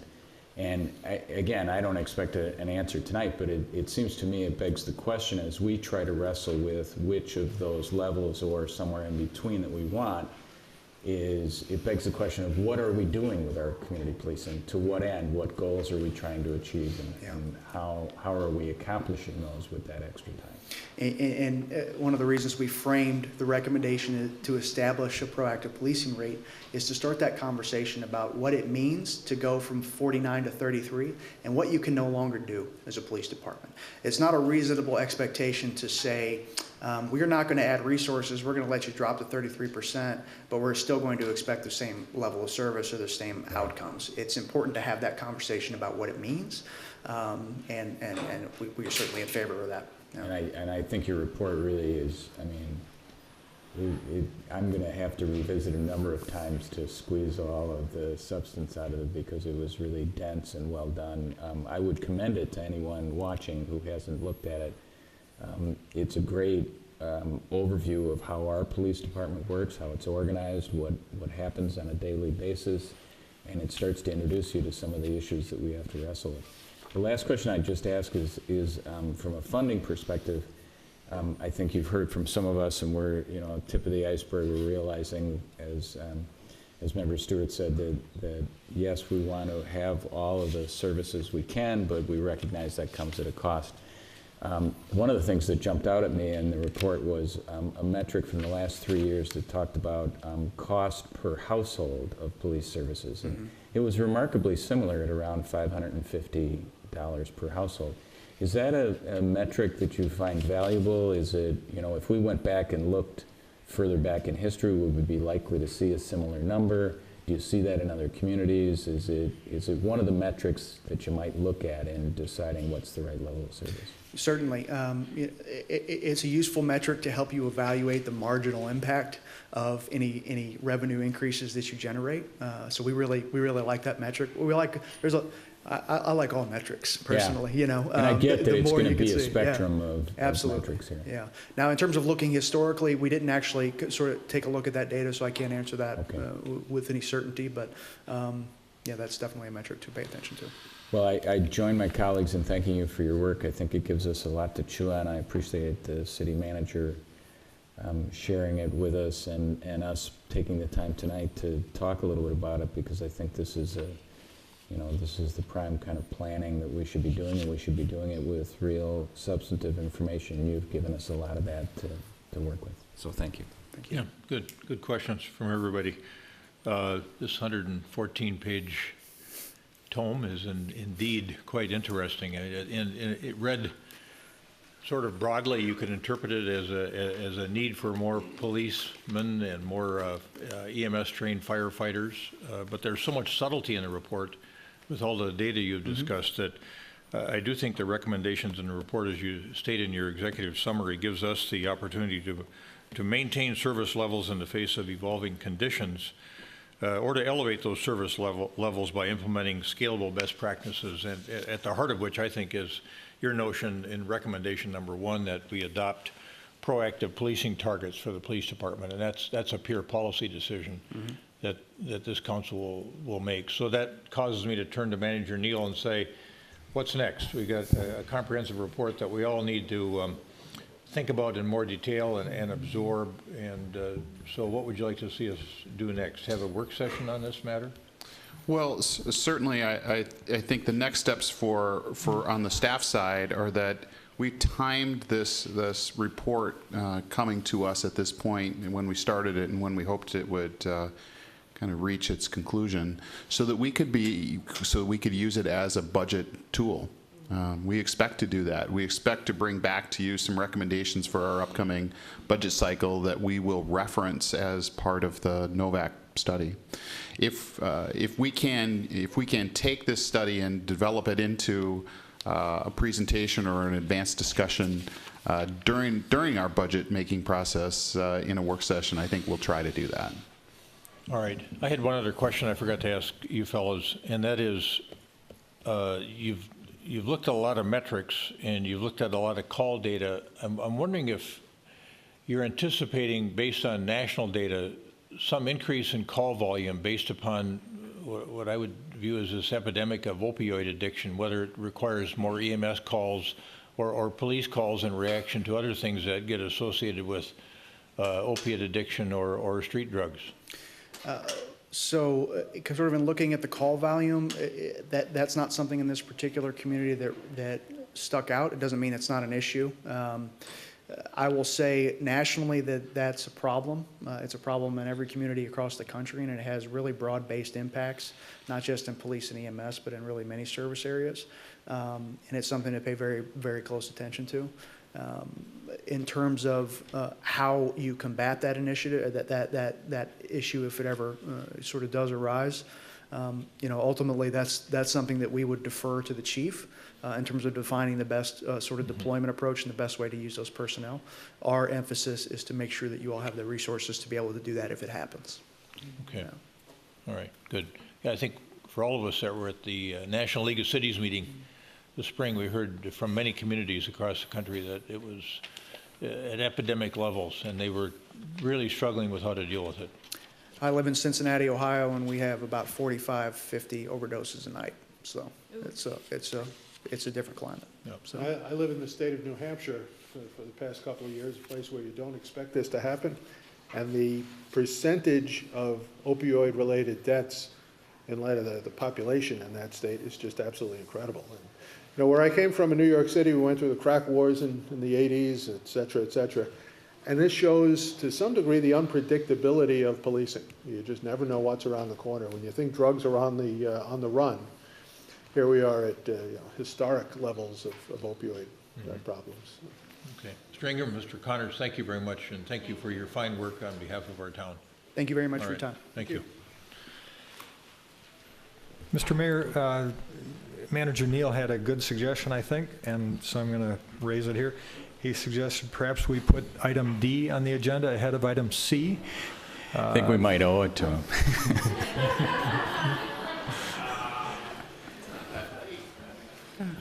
Yeah, we're just getting started. Yeah, actually, I was looking at this earlier and wondering why we hadn't moved it up to the front, but nonetheless, yeah, everybody comfortable with that adjustment? Agenda adjustment? All right, let's take on Mr. Brown. Is he available? I'm not sure. I see Kyle Sawyer out here. I'm not sure he's comfortable with it, but. Yeah, well, he looks comfortable. So, and I see he was just outside there, wasn't he? Oh, here he is. I saw him walk outside from a few moments ago. So our community health administrator is going to introduce the next matter, which is the ordinance on second reading concerning what we call T21, potentially raising the age at which you can purchase tobacco-related products and tobacco devices in the city of Edina from the age of 18 to the age of 21. Mr. Brown. Great, thanks Mayor Hovland and members of the council. I just have a brief introduction. This is a second reading of the ordinance that you viewed last meeting and we heard public comment on. So that's really the process, I guess, of where we are, and you've seen the language, and basically we're here for the final vote. All right. Manager Neal. Your Honor, members of council, the one material change from the first time you approved this reading is that we have put a date certain for the effective date of the ordinance into this reading of the ordinance. The last time you read this, there was some discussion about 60 days from the date of the effective date. That adds some unnecessary confusion to how we explain this to licensed businesses and also just to the public. So picking a definite date, and we pick July 1st, is just an easier way to go. For council members on that very topic, when we think about the implementation of this ordinance, are there thoughts about what kind of lead time we should give our businesses and even our own operations in terms of being able to adjust and get ready for this change in the sale of tobacco and tobacco-related products? Any thoughts on that? Is July 2nd is roughly 60 days from today? Is that sufficient time, or should we be thinking about 90 days, for example, to allow some of the folks to adjust all of their systems that might be doing business in our community? Any thoughts on that? Well, the adjustments that need to happen are, I guess, for me, two that stand out. One is staff training, and the other is the time it would take to retool the software that they use with their cash registers.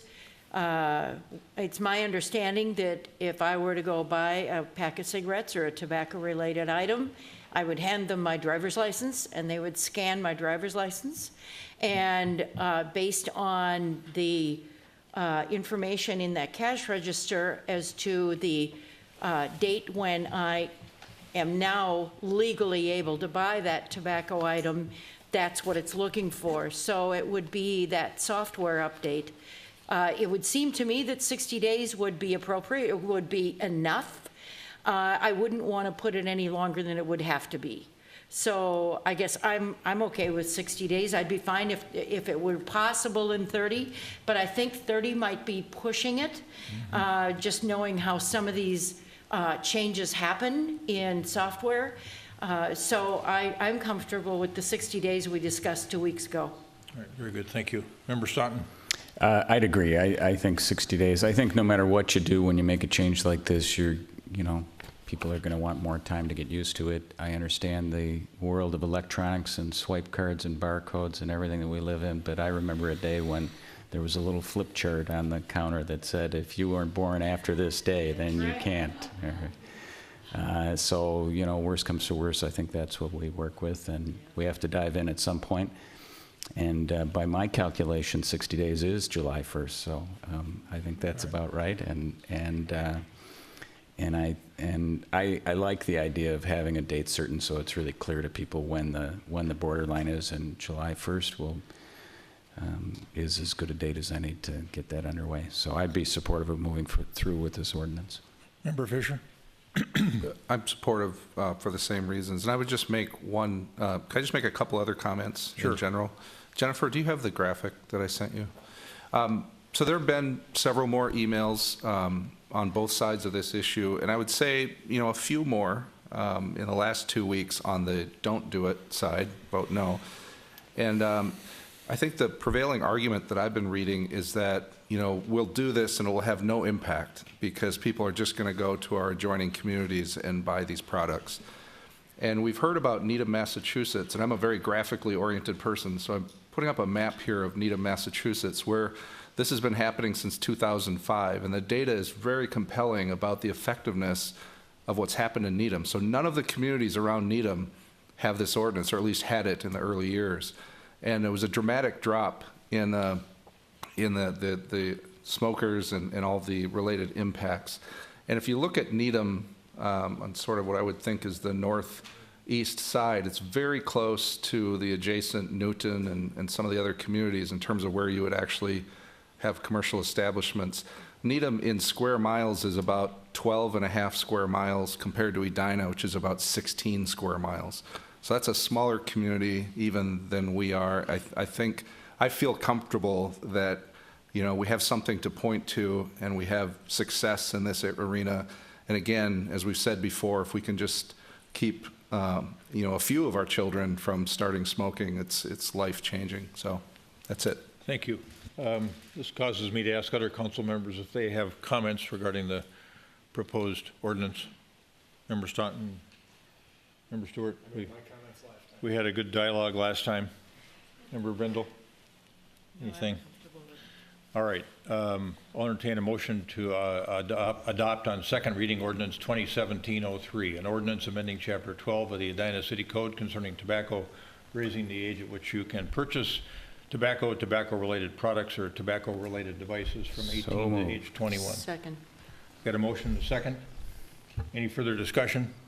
All those in favor say aye. Aye. Aye. Opposed say nay. Carried. Thank you.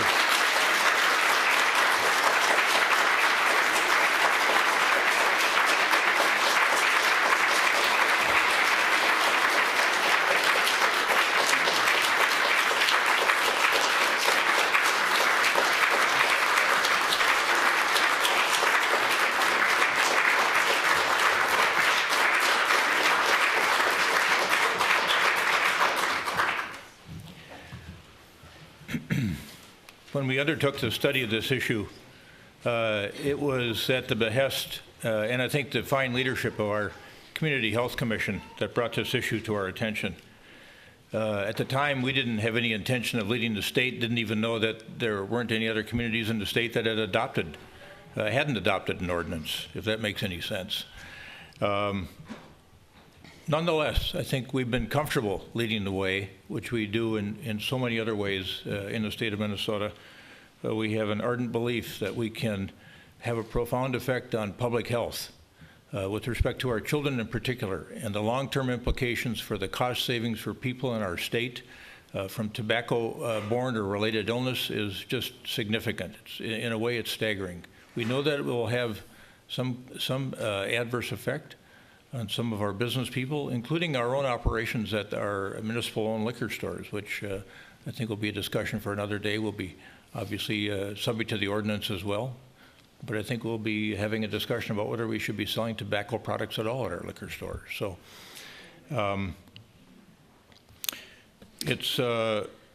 it's wonderful to have, as Member Fisher said, data from other communities. And I thank, again, the Community Health Commission, Dr. Schultz in particular, for bringing this issue forward to our attention. And I thank our council for the rich discussion we've had, both with respect to whether a community got a lead on an issue like this, and I think we all got comfortable with that idea. And hopefully this will percolate up to the state at some point in time, just like no smoking in bars, no smoking in restaurants, no smoking in office buildings, all percolated up to the state legislature. And finally, there were enough communities in our state that had passed ordinances that affected indoor air, and everybody wanted clean indoor air, that we were able to accomplish something on a statewide basis that's had a significant impact on our overall public health. So here we are, baby step one, with Edina leading the way, and we're happy to do it. And anyone out there in the state of Minnesota or anywhere else that wants to see our ordinance, which we think is a solid ordinance, you're welcome to it. I've got a quick comment. Member Brindle. It was several years ago that Edina joined with Bloomington and Richfield in a pilot called Dewtown, and we worked on looking at strategies for healthy community. And so I think this is part of kind of taking that a step further, and it's really about access, and it's really about making sure that we protect young people in our community, because we've adopted and publicly adopted the idea that the health of people in our community, whether you work here or live here, study here, whatever gets you here, is of great importance to us. So thanks for your support on this. Yeah. Thanks to all of you again. Thanks for coming this evening. And thanks to all those who provided information on the other side of this issue as well. It helped us make a better decision. Thanks.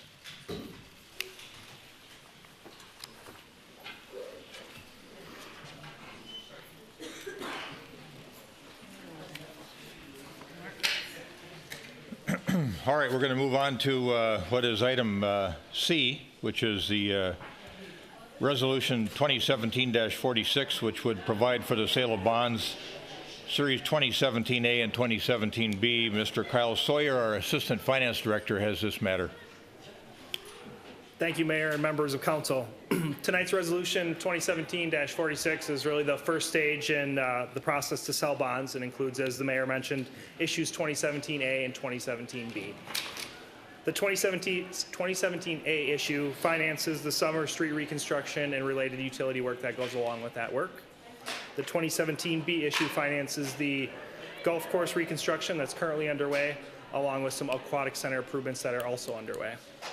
To talk a little bit more about the issues, we have Bruce Kimmel here from Ehlers and Associates. The city has been using Ehlers and Associates as the city's municipal advisors for a number of years, beyond the length that I've worked here at the city. So after Bruce has given a short description of the bonds, we'd be happy to answer any questions. Thank you. Mr. Sawyer. Good evening, Kimmel, Mr. Mayor and welcome. council members. I'm Bruce Kimmel with Ehlers. It's a pleasure to be with you. And just wanted to hit a few highlights on the bond issues. I thought Kyle's memo in your council packets did a great job of outlining the purposes between the two bond issues.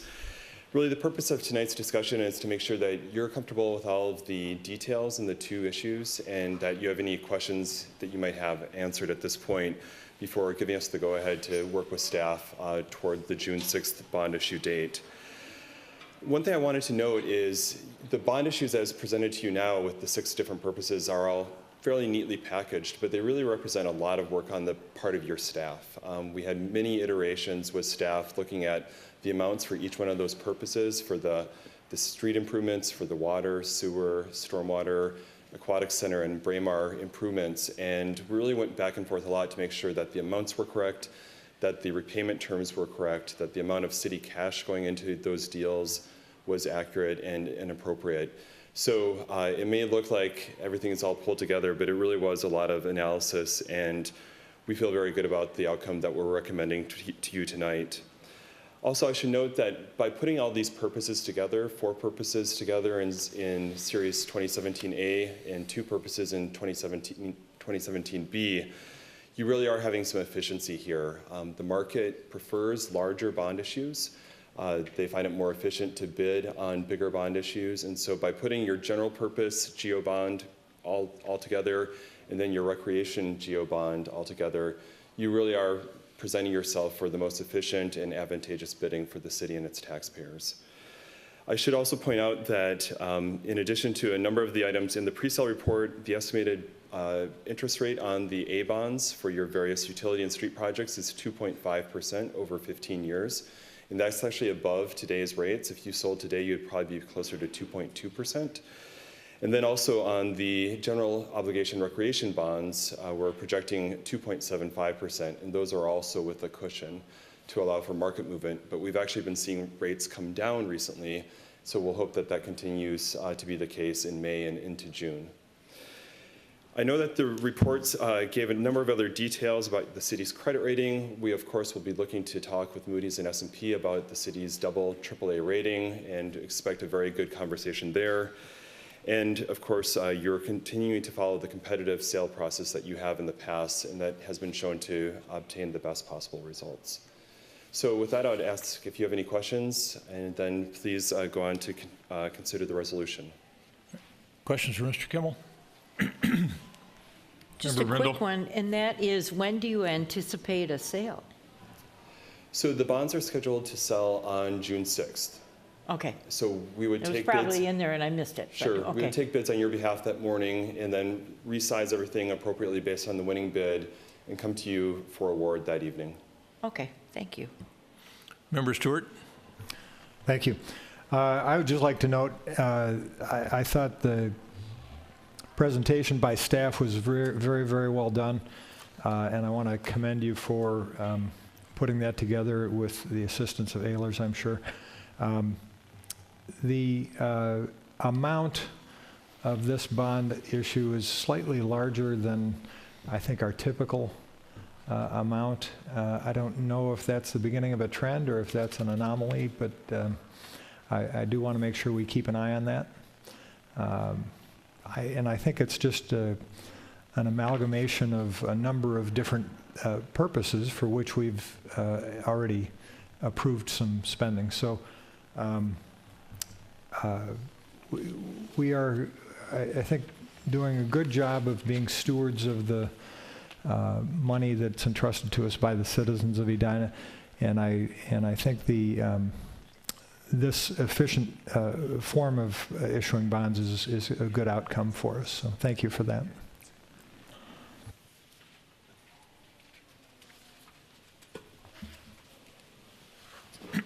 Anyone else? I guess Member Brendel? I'd like to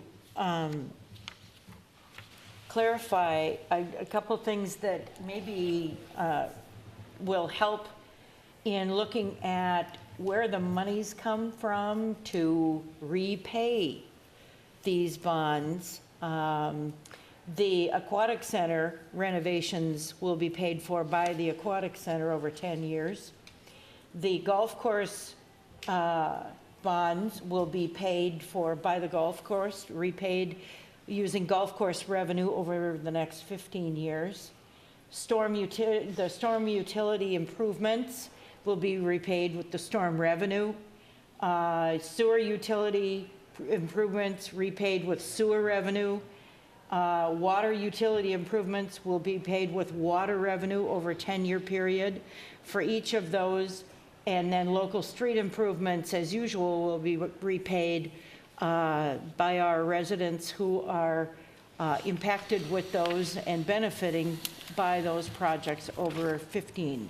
So just want to clarify that the repayment plan is very specific according to each of these bond issuances, and I think it's vitally important that people understand that this is something we take great care in making sure that the entity that benefits from the improvement is the key player in making the payments, the repayments on that bond. Mr. Mayor, so what Councilmember Brendel is saying is that this is just free money, basic, right? No. Oh, maybe I misunderstood. No. No, I think that's a great clarification that there are sources for all the payments, which makes sense. Can I ask, I just want to ask a question, like, what does it really, and I get to ask this because this is my first, vote on a bond. What does it look like when you're selling them? I mean, how is that competitive process, and what, is it an in-person deal? Is it just all electronic? Is it just something goes up in the ether? Sure. How does that look? So, Mr. Mayor and Councilmember Fisher, of course, being a bond geek, I could talk about this for hours, but I'll spare you that level of detail. We use an electronic bidding platform called Parity, and that's what most bond underwriters use around the country. So we, of course, are your advisor. We're not an underwriter, but we use this electronic platform to collect bids from underwriters that have an interest in the bond issue. And today, for instance, the city of Minneapolis sold bonds. They're also AAA rated. They got 13 bids from underwriters across the country. Last week, I sold a bond issue for Wright County. They got 14 bids.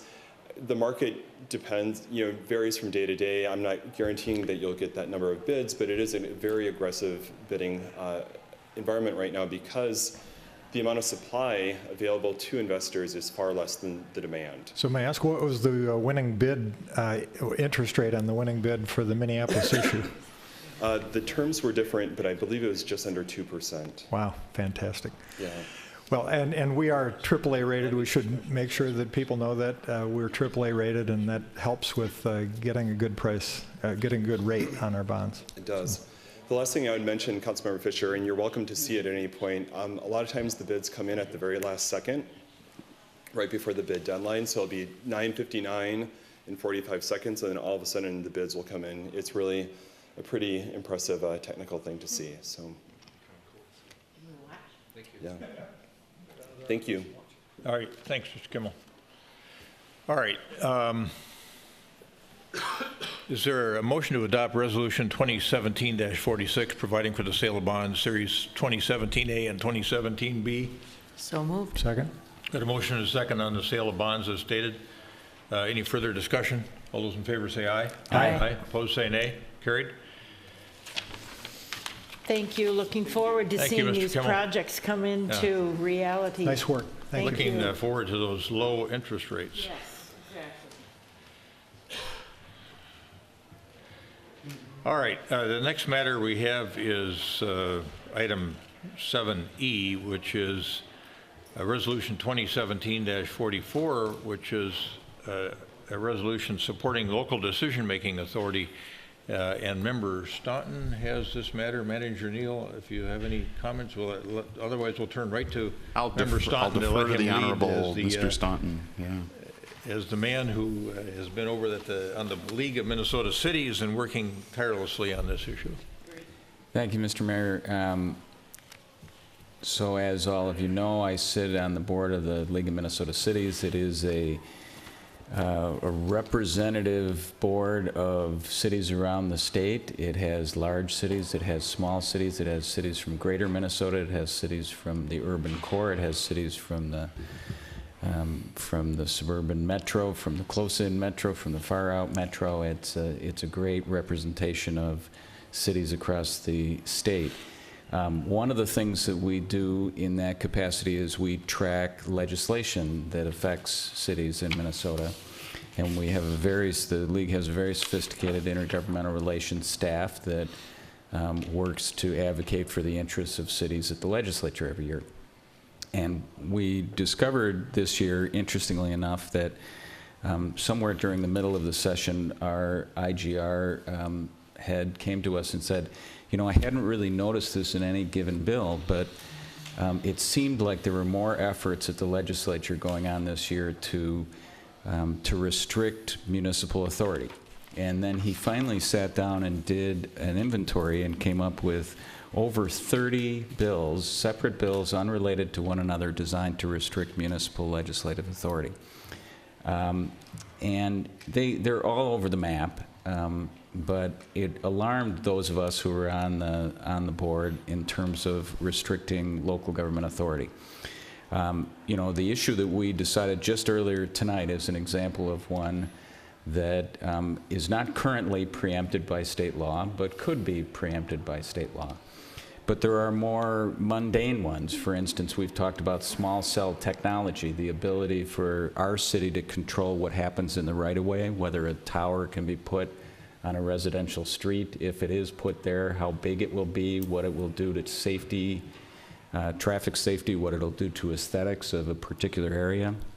Earlier this session, there was a bill suggesting that should be, that local governments should have no authority to act on that, and that the state ought to control that. So in response to this, we have been advocating for folks to talk to their legislators about the risks associated with restricting municipal authority. And I will compliment our own Mayor Hovland in his capacity as the chair of the Municipal Legislative Commission, of which we are a member. That's a number of suburban cities of similar size to ours. He was one of 5 signatories to a letter that went to the legislative leaders on this topic, and it included the League of Minnesota Cities, it included the executive director of Metro Cities, where Member Stewart sits on, the executive director of the Coalition of Greater Minnesota Cities, the executive director of the Association of Small Cities, as well as the League of Minnesota Cities. So there's a broad-based support for this notion that the legislature ought to tread very carefully when it's restricting local government authority. And I point to the tobacco ordinance that we passed earlier tonight as an illustration of the fact that just because we have the authority doesn't mean we will exercise it. We did in that case, but I would point anyone who cares to look to our very first meeting on that, where members at this dais expressed concern about whether that was an area that we ought to be involved in. Ultimately, we decided that we should, because we came to the conclusion we could make a difference in the health of people who lived in our community, and so we decided to wade into that.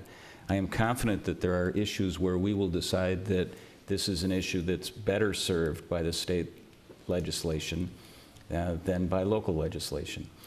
And I would just, the last thing I'd say on this point is, it's not like we're without accountability on this issue. In fact, I would suggest to our friends in the legislature that we are at least as accountable as they are. We hold meetings every 2 weeks right here that anybody can come at community comment and tell us what they think. No one seems to have a problem finding our email addresses or our telephone numbers. I know I spend time in the grocery store or at school events or the like, having my ear bent by anybody who thinks that perhaps I've stepped out of line in my role representing our community. So what we're proposing tonight is that we adopt a resolution supporting this effort. There are a number of whereas clauses, and it closes with, be it resolved by the City Council of the City of Edina, Minnesota, supports local decision-making authority and opposes legislation that removes the ability for local elected officials to respond to the needs of their businesses and constituents. And so with that, I would ask that my colleagues support this resolution and the efforts that a number of municipalities and their organizations are making to bring attention to the need for discretion at the local level. Good. Thank you. Very well presented. Questions for Member Staunton or comments by Manager Neal? I can tell you that this is a matter that's important. It's something that is in the legislature right now under discussion in various ways in various conference committees. If this is something that the council signs off on tonight, we'll do our best to turn this around very quickly and forward it up to our particular legislators and also to our lobby organizations that we work with, our advocacy organizations. I have a question. Member Brindle. We have spoken about this most recently with regard to small cell technology, where to get better cell coverage through our city. For instance, I get 1 dot at our house, and when I'm in our bedroom, I get nothing. And so, we have pretty bad reception in our house. I'm lucky that phone even works. But and so basically for us, what would happen if we were going to have an even level of service throughout our city, we might have small antennas on every block or every other block on one street light, here or there. And that would greatly improve, and it would have to be something, of course, that is not unsightly and just doesn't say, hello, I'm an antenna, but kind of works into the landscape of the streetlights that are already there. And just picking on streetlights, it could be, you know, your corner street sign at the corner of one block and another. But Kevin, what are some of the other issues that are bringing this to the fore? I think the small cell technology, and Manager Neal, I think you have a good understanding of this request, because I think you may have testified about it, is that it extends way beyond what Member Brindle was talking about, and it was about the ability to be in the right-of-way wherever they chose with a 50-foot standard. 50-foot monopole, Yeah. right, 50-foot right in front of your monopole house. to enhance their own business. And, you know, we're an example of a city that saw this issue and started to tailor a solution for our residents like you who are experiencing trouble with cell technology, and we're able to work to tailor a solution that fits the city of Edina, that might not fit the city of Ely, that might not fit the city of Wilmer or the city of Minneapolis, but we get to tailor it to what fits for our community. And there's a variety of bills. It's all over the map on every issue, large and small. There's, well, there's the... Sorry to put you on the spot. I had a whole list of these that I think were in the packet. Yeah, minimum wage is a... Minimum wage is one. There's lots of planning and zoning issues, moratoriums on housing issues. Limitations on communities planning light rail, or even studying the issue. Restricting a city's ability to use certain fee structures. Which is something Manager Neal has testified about, the use of franchise fees. Reverse referenda. Some other examples, I think, as Member Staunton said, when the league went to do some detective work in terms of what was going on throughout the Senate and the House, they discovered a couple of dozen situations where local control or local governance could be affected adversely. And we thought it was important not to really distinguish between these. You know, obviously, different cities are going to have to make their own judgment calls on what's appropriate for them to wade in on. And I think our experience with the tobacco ordinance is a great example of how we took that seriously. And just because we have the authority to do something doesn't mean we will. So Resolution 2017-44, in its broad heading, supports local decision-making authority. Member Staunton read the key resolution provision, and that is that we generally support local decision-making authority and oppose legislation that removes the ability for local elected officials to respond to the needs of their businesses and constituents. So it's got a broad sort of language attached to it without the specifics of these individual bills, and I think that it's well crafted, I think, by the league, and well addressed by Member Staunton. So is there a motion to adopt a particular resolution? So moved. Second. We got a motion second to adopt Resolution 2017-44, supporting local decision-making authority. Any further discussion? Mr. Mayor, I'd like to just indicate I'm going to support this. I was really frightened by the proposal on the small cell technology and the way that it would give authority to these cell phone companies to for them to decide whether to put a 50-foot tower in my front yard or your front yard, and instead of, as Member Brindle had described, something that was just attached to the telephone pole or something that was appropriate in terms of the aesthetics for my neighborhood. So I'm supportive of the proposal, because I do think well, if we have all of our powers stripped at some point, there's no reason for us to meet, but we can. So we should have the authority to determine what happens in our community. So, thank you, Member Stewart. All right, any other comments? All those in favor of adopting the resolution, say aye. Aye. Aye, opposed, say nay. Carried. Thank you for that very Yeah, good explanation. Thank you, Council. All right, next matter in front of us has to do with the proposal for the final design of the new pedestrian bridges at Centennial Lakes Park. And Tom Shirley from Centennial Lakes is here with us this evening.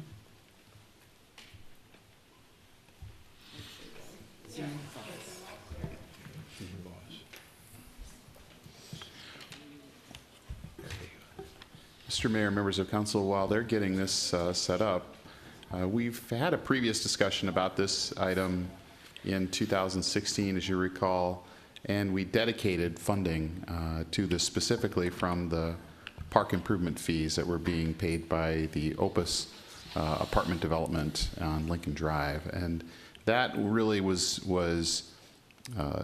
necessary to get this item to the spot where it is today. And Mr. Shirley is here to tell us a little bit more about a very important project in Centennial Lakes Park. I think so, yes. I think Well, thank you. Thank you. We're happy to be here tonight to present our proposal for the new pedestrian bridges at Centennial Lakes Park. Just a little history on the program here. Back in 2003, the engineering department had hired a TDKA engineering firm to do a bridge evaluation of these bridges due to concerns we had with deterioration of the bridge deck as well as steel components on those bridges. They found that major repairs were needed to get them back to where they were. Unfortunately, those repairs would not address any issues with accessibility or with safety concerns we had with the steepness of those bridges. We had then hired AECOM in 2015 to do a concept design study to see if we could fit in accessible bridges in those areas, and we're very pleased that they came back with the finding that we could in fact get those in. So this past December we put this project in the 2017 Centennial Lakes CIP at a cost of $720,000. This project's financed by park dedication funds. We've been now working with the firm of Kimley Horn since February to come up with the design that you're seeing tonight. The current bridges we have, they're very high on aesthetics, unfortunately less user-friendly than we would like. The steepness, especially of those bridges, has presented a major hurdle for a lot of park patrons in the past. So the building parameters, design parameters that we used for this project, of course it had to meet building codes. That meant that most of the ramping had to be 5% or less, a lot of it just 2%. We wanted to maintain or increase the pedestrian capacity of these bridges and the approaches, especially in the amphitheater, so the crowds coming in and out wouldn't be hindered. It had to accommodate a number of maintenance needs. We wanted to get maintenance equipment over in the winter, as well as summer mowers, things like that through there. And then in the wintertime, we also needed to get our snow removal equipment underneath there. So we had to be able to get our trucks under there as well as the ice grooming equipment.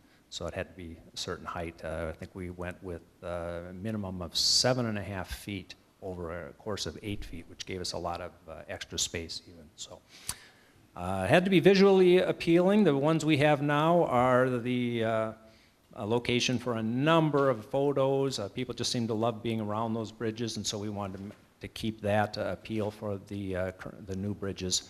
And then, of course, the cost is a big consideration. Proposed design, we're going with a steel arch design. These would be galvanized steel with a life expectancy of about 75 years. This is the lowest cost option. Minimal disruption to the park activities as well as minimal long-term maintenance costs. They would be 16 feet wide in the center, 10 feet wide typically at the entrance to each bridge, and then we've allowed for some standing room on either side so people can stop, relax, just kind of look off into the water. Chilton stone on the facing of these bridges. That's similar to a lot of the stone that we've got in the park as well as the city. Lighting is important, so we tried to mimic the lighting on the current bridges a little bit. That'll all be LED lighting, and then we'll use bell lighting on the surface there. Railings and the walkways would match the existing. The North Tom? Bridge, oh yes. One thing that I just want to point out is that there are no longer steps. So Definitely. this is a bridge that takes you across on a single smooth surface where it'll go up and over. But I just want to specify for folks, if they don't realize, the steps are gone, and therefore this is totally accessible as well. That's correct. These are totally accessible. We'll be able to actually bring carts over, strollers, wheelchairs, anything that people want to bring, they can. There are a few stairs that go off to auxiliary areas, but we've even minimized those now. But most of it's entirely accessible. On the North Bridge connection here, that's over by our putting course. The ramp on the west side would be about 100 feet long. On the east side, 60 feet long, and then be blended into the existing. The approaches right at the bridge would be 10 feet, and as I mentioned, they're 16 feet wide then in the center, so it gives plenty of room for people to stand up there. The bubbler fountain area there, currently have to step up 2 stairs to get to that. We've went around the side there and actually ramped to that, so that'll be accessible for strollers and wheelchairs, things like that, and still make that a real nice intimate area. Landscaping would be matching what we've got there now, a lot of boulders. We're actually able to save the 2 large pine trees there, which we're real happy, and so those will stay, so we don't lose much there, and then we'll replant with the existing type of landscaping. The South Bridge connection. Yeah, those are a lot higher on the one side, so we've ended up having to go about 160 feet on the west side there, but it goes into the grass area there. It actually forms a real nice viewpoint as you enter onto that between a couple of nice pine trees. And then we'll just kind of gradually go up to the top of the bridge there and over. On the other side, we've got a series of 9 sweeping wide stairs that head down towards the amphitheater, and then the ramp section 8 feet wide that'll come up the other side though. So that'll again be fully accessible for anyone that needs those. All the concrete, it would be our desert sand, and landscaping would match on that side as well. Our project schedule, we're looking at 90% construction documents the end of this week. Then the city review and comments would be a few weeks after that, and final construction documents May 26th. Looking at bidding in June. Beginning construction the day after the Fall into the Arts Festival. And then we're hoping with any cooperation from the weather, we'd be able to complete most of the project by December 1st. We'll probably bring the landscaping into next spring though and finish that off at that time. And with that, we have Greg Brown here also, if you have any specific questions or comments on that. But yeah, we're just asking that you would approve this final design. We can bring it to bidding. Member Brindle. I have a question. Tom, would you go back to the South Bridge, please? Okay, so if along 76th Street, there's a drop-off area and an unload area. Correct. Okay, so I'm seeing when you get across this bridge toward the amphitheater, is there still the sidewalk without steps that people can get from the drop-off area on 76th down to the amphitheater? Yeah, we won't be touching that sidewalk, so the entire sidewalk from the street there all the way down to the amphitheater structure will remain intact. Okay, so we great. won't have to touch that at all. Terrific, thank you. Other questions? I just think this is a terrific. Beautiful. Addition to Centennial Lakes. Beautiful work. Thank you. Let me go back.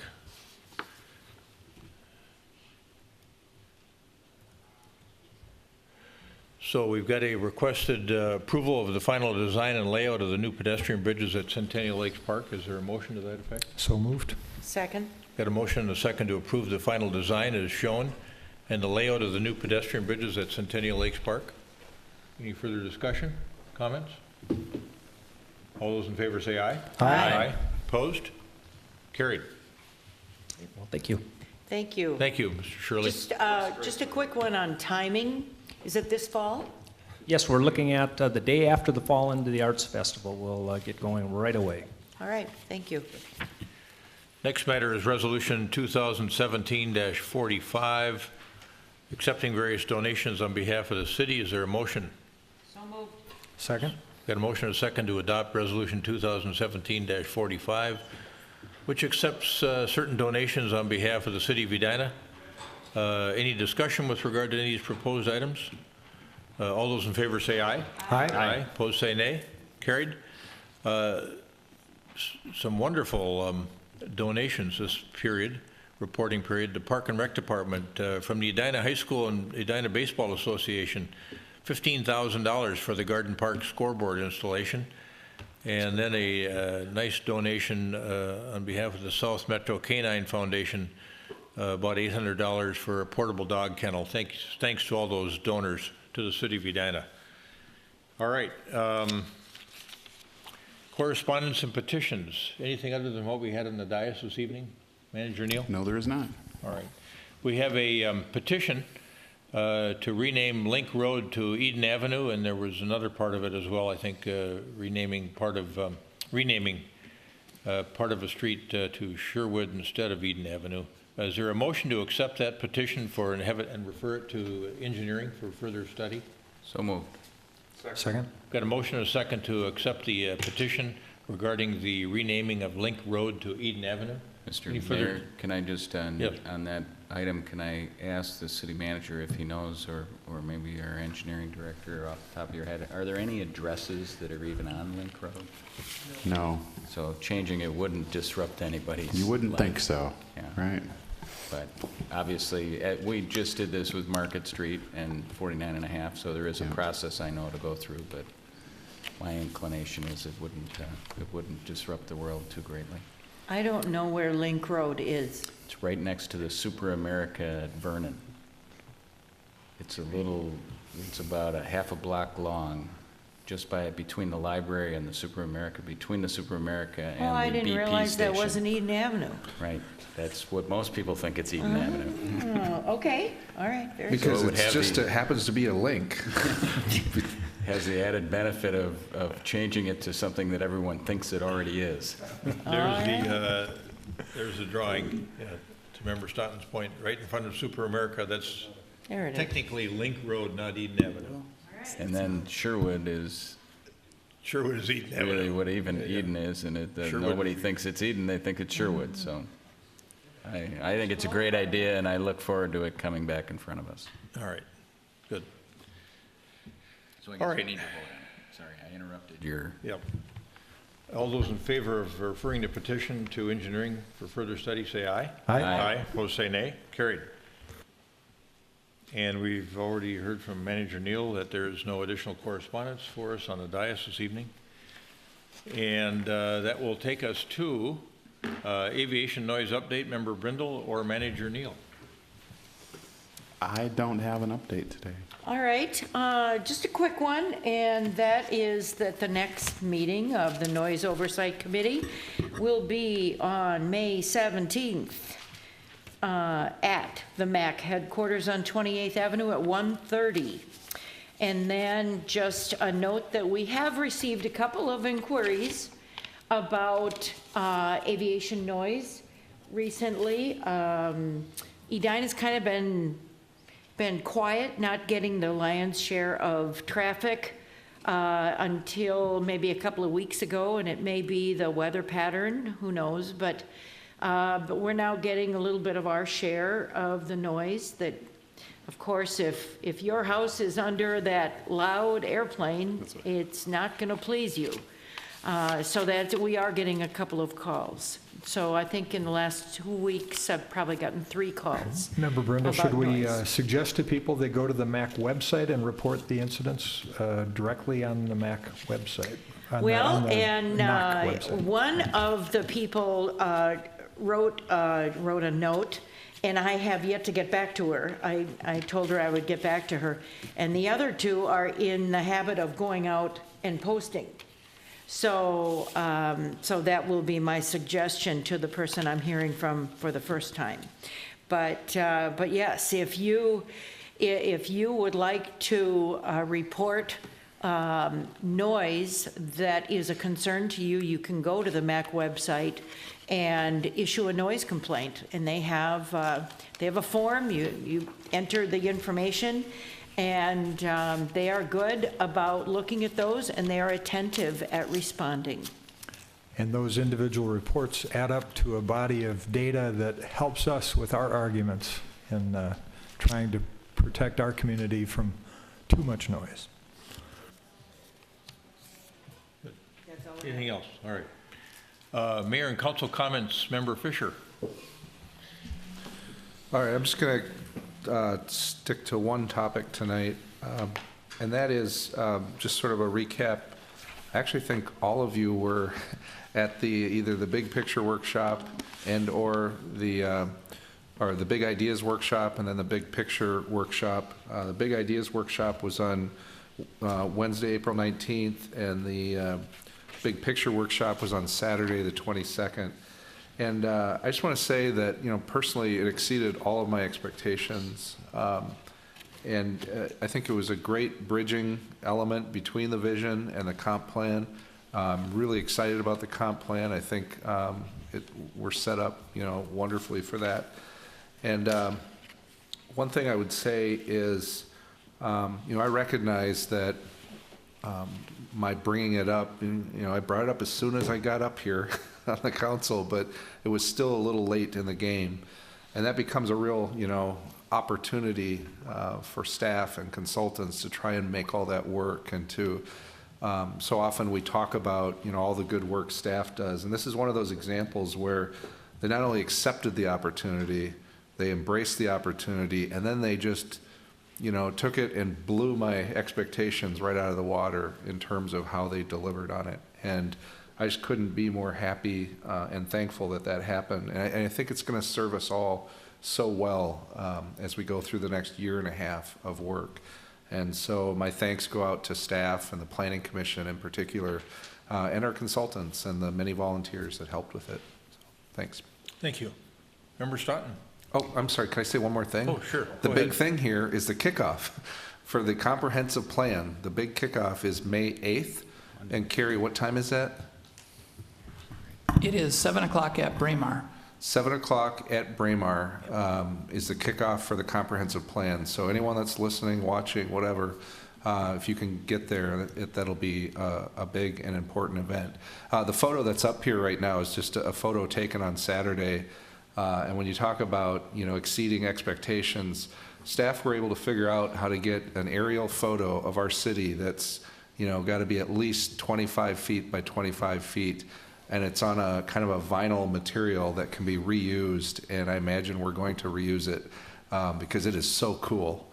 And to have this picture actually had just a handful of people. There were a lot of people walking around on this map in their stocking feet, labeling areas of concern, areas of opportunity. They were taking yarn, and you can see Mr. Persha, you all know Gene, he's mapping his bike route because that was one of the things we talked about, is what routes do you currently use and where are the missing links?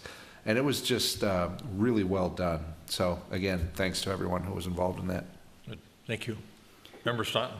Just picking up quickly on that before the rest of my comments. One of the other big takeaways for me was on Wednesday evening, David Burrell from Future IQ, which was the entity that helped us with our visioning process, did a terrific summary of that visioning process. And I've talked with Director Teague about the notion of, at some point, getting him in front of the camera to do that same summary. It's a 10 to 15 minute summary, and it would really, I think, bring to life for our members of our community what the results of that vision process were.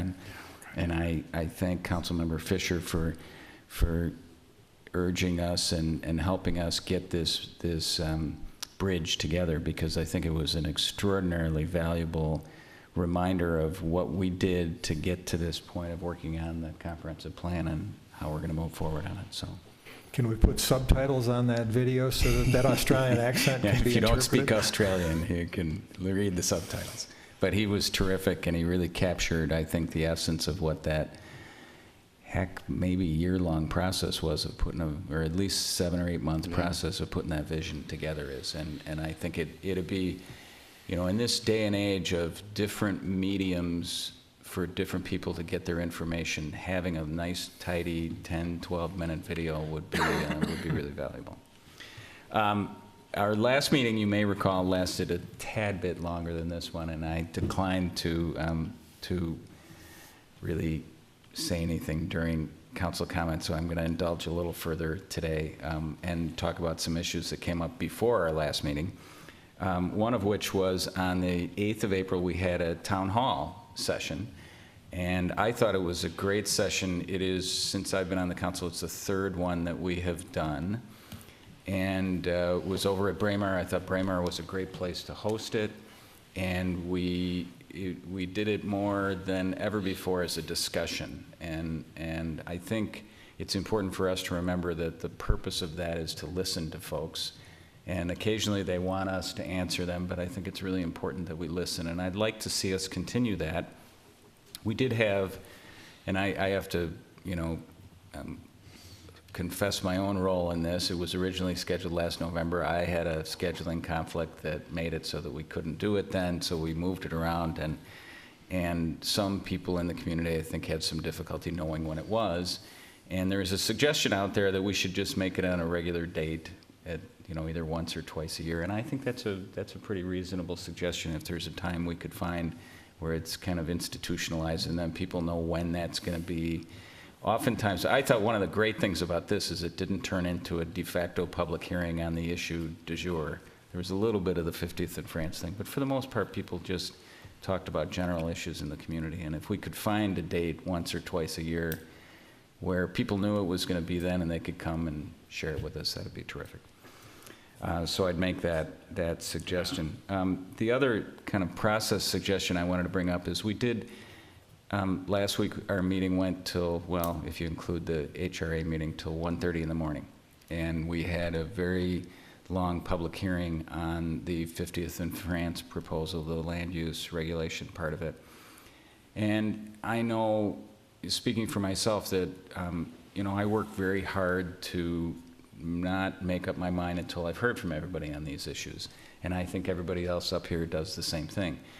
But when we have meetings like that where there's, maybe 2 to 3 hours worth of public testimony, and then we try to answer all the questions, but then we turn right around and make a decision, I can understand where some people think we've made up our mind before they've talked to us. And I just ask for us to think a little bit about whether in some circumstances we might want to split those apart. If we have a public hearing where we have that much interest in those many comments, maybe we wait until the next meeting before we make a decision. It gives us a chance to digest what we've heard and think a little bit more about it and talk to people. I'm not sure what the right answer is on it, and I don't have any specific prescription, but in some circumstances, I think that might be a valuable thing for us to consider. So I just put that out there as a suggestion. A few other things that I wanted to update people on in terms of my work on behalf of the council. I am our representative on the Government Alliance for Race and Equity Task Force that is the training that's going on. There are 9 members of our community that are participating in that, 5 staff members, including Assistant Manager Schaefer, 3 members of our Human Rights and Relations Commission and myself, and we had our second day-long training seminar on the 26th of April. It was, as usual, a terrific event and lots of learning going on. Tonight we talked about the Race and Equity Task Force and them hiring a facilitator, and I think our work on this Garrett training is going to dovetail nicely with that, and I'm really pleased to see the direction it's going, both in the community and with our staff. On the 20th of April, I had a couple of meetings. One was the Community Ed Services Board, which I am our representative to. They are coming to the end of their year. They are thankfully getting close to finishing construction on the various Edina School District properties, and they are glad to see the light at the end of the tunnel. There was a nice discussion there of how many ways that volunteers help in our school district, and I think the same can be said in our city as well. I just witnessed the Race and Equity Task Force that is so many people with so many skills volunteering their time in our community, and so I was glad to see that recognition. That afternoon, I attended our monthly League of Minnesota Cities Board meeting. We talked earlier tonight a little bit about the issue of preemption that we tackled there. I wanted to remind folks that the annual League of Minnesota Cities Convention is going to be held June 14th through the 16th in Rochester. I am planning to attend, but if any of the rest of you are interested, you can certainly contact either me or I'm sure Scott, and we can get you information on that. Finally, last Thursday, we had a budget retreat with the 5 members of the council and Manager Neal and Assistant Manager Schaefer, and we had a facilitator. And I just want to tell you, it's the 3rd one that I've participated in, and I thought it was the best yet. I thought it was a terrific balance of big picture concepts and how to whittle those into a direction that gives, I think, you as staff the ability to start to shape a budget, and a budget that will respond to the priorities that we're thinking about. We had distilled it down to 7 big themes, and I tried to distill it further down to maintain, build, and plan. And I think those are 3 things that we really ended up of how we see our role and when we see the priorities in the future. The final thing that I would just add, we had a discussion tonight, we had a great event tonight with the recognition of a home in our city for its heritage preservation work. I will add that I walk my dog by there all the time. It's a great house, and it's so great to see them having reclaimed it and done good things with it. But I think we have the Country Club Historic District annual tour coming up, and it's either the 6th or the 13th. I don't know if anybody can remember. Is it the 13th? I think it's the 13th of May at 10 a.m. Yes, 10 a.m. meeting over at Wooddale Park there at the corner of Wooddale and 50th Street. I was out of town for it last year. I was there the year before. It, for whatever reason, ends up being one of the most perfect days of the year, every year, and I have no doubt that it will be again. And it's a great way to kind of see the historic Country Club District, and I'd recommend it to him. You might even see the mayor's former house on the tour. I did when I went earlier, and they do a great job with it, and it's a really nice way to celebrate some of the heritage preservation resources in our community. So with that, that's all I have. Thank you, Mr. Mayor. Thank you. Member Brindle. Thank you. I have a couple things. One you've heard me talk about before, but I am really wanting to make some progress on rental, licensing rental properties in Edina. You can go online and you can find many Airbnbs in Edina, and that's lodging. That is lodging. So we need to look at how to manage that. Bloomington has not yet come up with any legislation on Airbnbs. Some communities have. But at the very least, it's lodging, and therefore ought to be contributing to our lodging tax and supporting Explore Edina. But in a bigger sense, if you've got someone in a neighborhood who's from a different country, doesn't understand the rhythm of the neighborhood, it may adversely affect the life of neighbors around that. So I think we need to do some thinking about that. Right now, anybody who's anybody can sign up for Airbnb. In some of the new apartment buildings that have opened, we've got commercial entities renting apartments and putting them up as Airbnbs. So, so I think it's worth some thought, because you think that you're putting up an apartment building and you're getting individuals who are going to enter into a lease and live in that apartment building as their home. And certainly I would expect that's the majority of the people who live there, but it is not all the people who live there. There are quite a few Airbnbs in the Southdale area right now. So I think it's worth looking at. From a single-family home point of view, I think it's a protection for homeowners in the neighborhood. I think it's a protection for the people who rent that home. And I think it's a protection for the homeowner. And just to make sure that all is right. And in talking with the folks from Novak Consulting Group, they were talking with regard to the fire department, recurring occupancy inspections of apartment buildings. And it's for the purpose of making sure it's a safe building to live in, since it is a rental facility. So I think we've already opened the door to needing to have some oversight, and we ought to complete the job. So there is that. Then in the ETC minutes, they talked about residents along 44th Street wanting to be able to park when it's a holiday or when there's a party going on. And there are some streets that meet 44th where parking is allowed. And we've talked about this, we've kind of been around this, but it's back in front of us as a discussion at the ETC level, with the staff liaison saying, let's bring it to the city council. So I think it's something that somehow we need to come to a resolution on. This is how we make decisions on whether a street is parkable.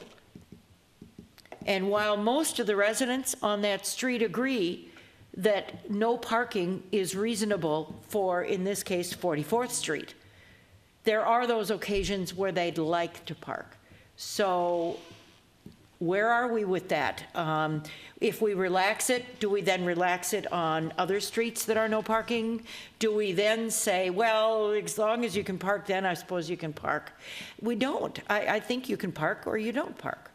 And I think we need to get around this so that we don't continually have residents thinking we've left the door open for discussion on this. So I think we need a resolution on how we want to look at parking. Manager Neal?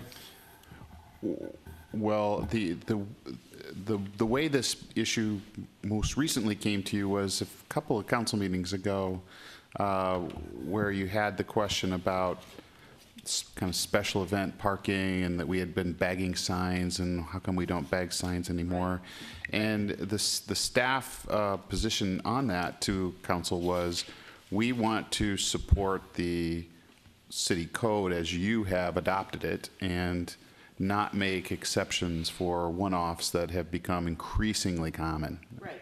So that's where we are today. Until we get a different direction from you in terms of how city code is structured, that's what we're going to enforce. Right, and so in this case, where the answer to the resident was, let's bring it to the city council, I think that's where my concern is. Okay. Is that if it's going to continue to come back to us, we need a standard answer, whether it's at the ETC or whether it's here. Okay. And so, and I think that's where maybe the door gets left open a little bit. That sounds like an issue that perhaps Mr. Miller and I can address. Sure. offline. And then the only other thing I have is at Rotary this morning, and the mayor alluded to this earlier, we had a speaker come and talk about, she is with the Steve Rumler Foundation, and this has to do with opiate addiction and overdosing and deaths. And the onset of that was from a prescription due to an injury or something of an opiate drug to help an individual with pain. And I just, it brought forth how important it is that people know that if they have opiate drugs on their shelf that are sitting there, and you got 30 days supply and you needed it for a week, that it's a bit dangerous to have this on the shelf of your medicine chest or medicine cabinet, especially if you have children. Kids, some want to get a hold of these and they want to share them, and this is where it starts, and they get into the wrong hands. So if you have any medication that you are not using, especially one that is a dangerous medication, one thing that you can do is to drop in at the Edina Police Department and get what is called a Deterra bag, D-E-T-E-R-R-A. Or it's just a bag to put your medications in, to dispose of them. That's all you need to say, and they're free. And they'll hand them out for asking. And what it is, it's a bag that has some granules in it. And there are instructions on the bag. And you put some water in this bag, and then you put your medications in the bag, and you seal it, and you can safely throw it away. Because the crystals that you then dilute neutralize the medications in the bag, and it is safe to get rid of. I mentioned this morning that I called Walgreens because I had some on the shelf, didn't know what to do with them. And they said, well, you know, we can't take them. We would just suggest you flush them. And I'm thinking, I don't really want this in the river either. So I think, and I really ask, and seriously ask, if you have medications on the shelf, get rid of them in a safe way, and this is a safe way to do that. Thank you. Member Stewart. Thank you. I'll reinforce your statement, Member Brindle. Drugs should not be flushed. It's hard to get them out of our water system once they're in it. Also, to dovetail from Member Brindle's well, I forgot what you had talked about. Rental. Yes, on the Airbnb issue. Both Minneapolis and St. Paul are considering making some municipal code changes regarding Airbnbs. And a lot of it's prompted by the upcoming Super Bowl. I think it would be wise for us to probably be a fast follower so that we are sort of in line with our neighboring community. All right, my comments have to do looking backward and forward on the calendar. On Wednesday the 19th, the mayor and I attended the Passion Project Fair at Edina High School. It's amazing to see these are all 10th graders, sophomores in high school, who present on a number of topics, but whatever grabs them is the issue they present on. Really fascinating to see what these young folks work on. The same day, April 19th, was the Big Ideas Workshop that Member Fisher mentioned. The next day on April 20th, Thursday, I attended the annual meeting of Metro Cities, where I was elected to the Metro Cities Board of Directors. So I'll be representing us on that group. Then Saturday the 22nd, we all attended the Big Picture Workshop at Public Works that Member Fisher showed that picture about. On Tuesday, the 25th, we had our annual meeting of our commissions. We used to say boards and commissions. And that was a great moment to honor those who have served us well in our community as volunteers on our city's commissions. And lots of people have just done a great job. It's actually a bit humbling to be among the talented group that serve our community in that way. And then, as was also mentioned, on Thursday, the 27th, we had our council retreat on the budgeting issues, which is just, I thought, again, very great start to our whole budgeting process. And I think we did identify some key themes that hopefully we'll be able to use as we bring that forward. Some of the things coming up. I think most people are aware, but I just want to commend two people from our community. Rick Dressen, the superintendent of schools, and Bruce Locklear, the principal at Edina High School, are both retiring at the end of this academic year. And both have been great servants for our community, and just a shout out to them, and great vote of thanks to them for their work for us. And the 4th of July parade, great, excellent, it's a good choice. On May 4th, on Thursday of this week, for those who are interested, the Minnesota water story is the topic of discussion. I'm on the Minnehaha Creek Watershed District Policy Advisory Committee, and the Minnesota water story is sort of a public presentation of what's happening in our water systems here in Minnesota. It starts early in the evening, 5:30, at St. Mary's Greek Orthodox Church in Minneapolis. So if you have an interest in that. Sunday the 7th, Days of Remembrance, our Health and Human Rights Commission puts on an annual event. It goes from 1 o'clock to 3 o'clock right here in this room at City Hall. And then, as Member Fisher mentioned, on Monday the 8th of May, we have our kickoff meeting for our comprehensive plan work at 7 o'clock at Braemar. And then two things on Saturday, May the 13th, both have been mentioned tonight, but you might not realize you have to choose one over the other. The Country Club Tour is at 10 o'clock. Also at 10 o'clock is that climate conference at EPAC that the young folks tonight mentioned at the very beginning of this meeting. So that's all I've got. Good. Thank Great. you. Thank you. Member Stewart and I, the morning of the 19th, that was the morning following when we had been here until 1:30 in the morning. I think most of us went to bed after 2 o'clock in the morning. And it was from the time you walked in the EPAC end all the way down the hallway, in the Commons area, in the Technology Center, we would call it the library in my days in high school, kids everywhere, and going in shifts.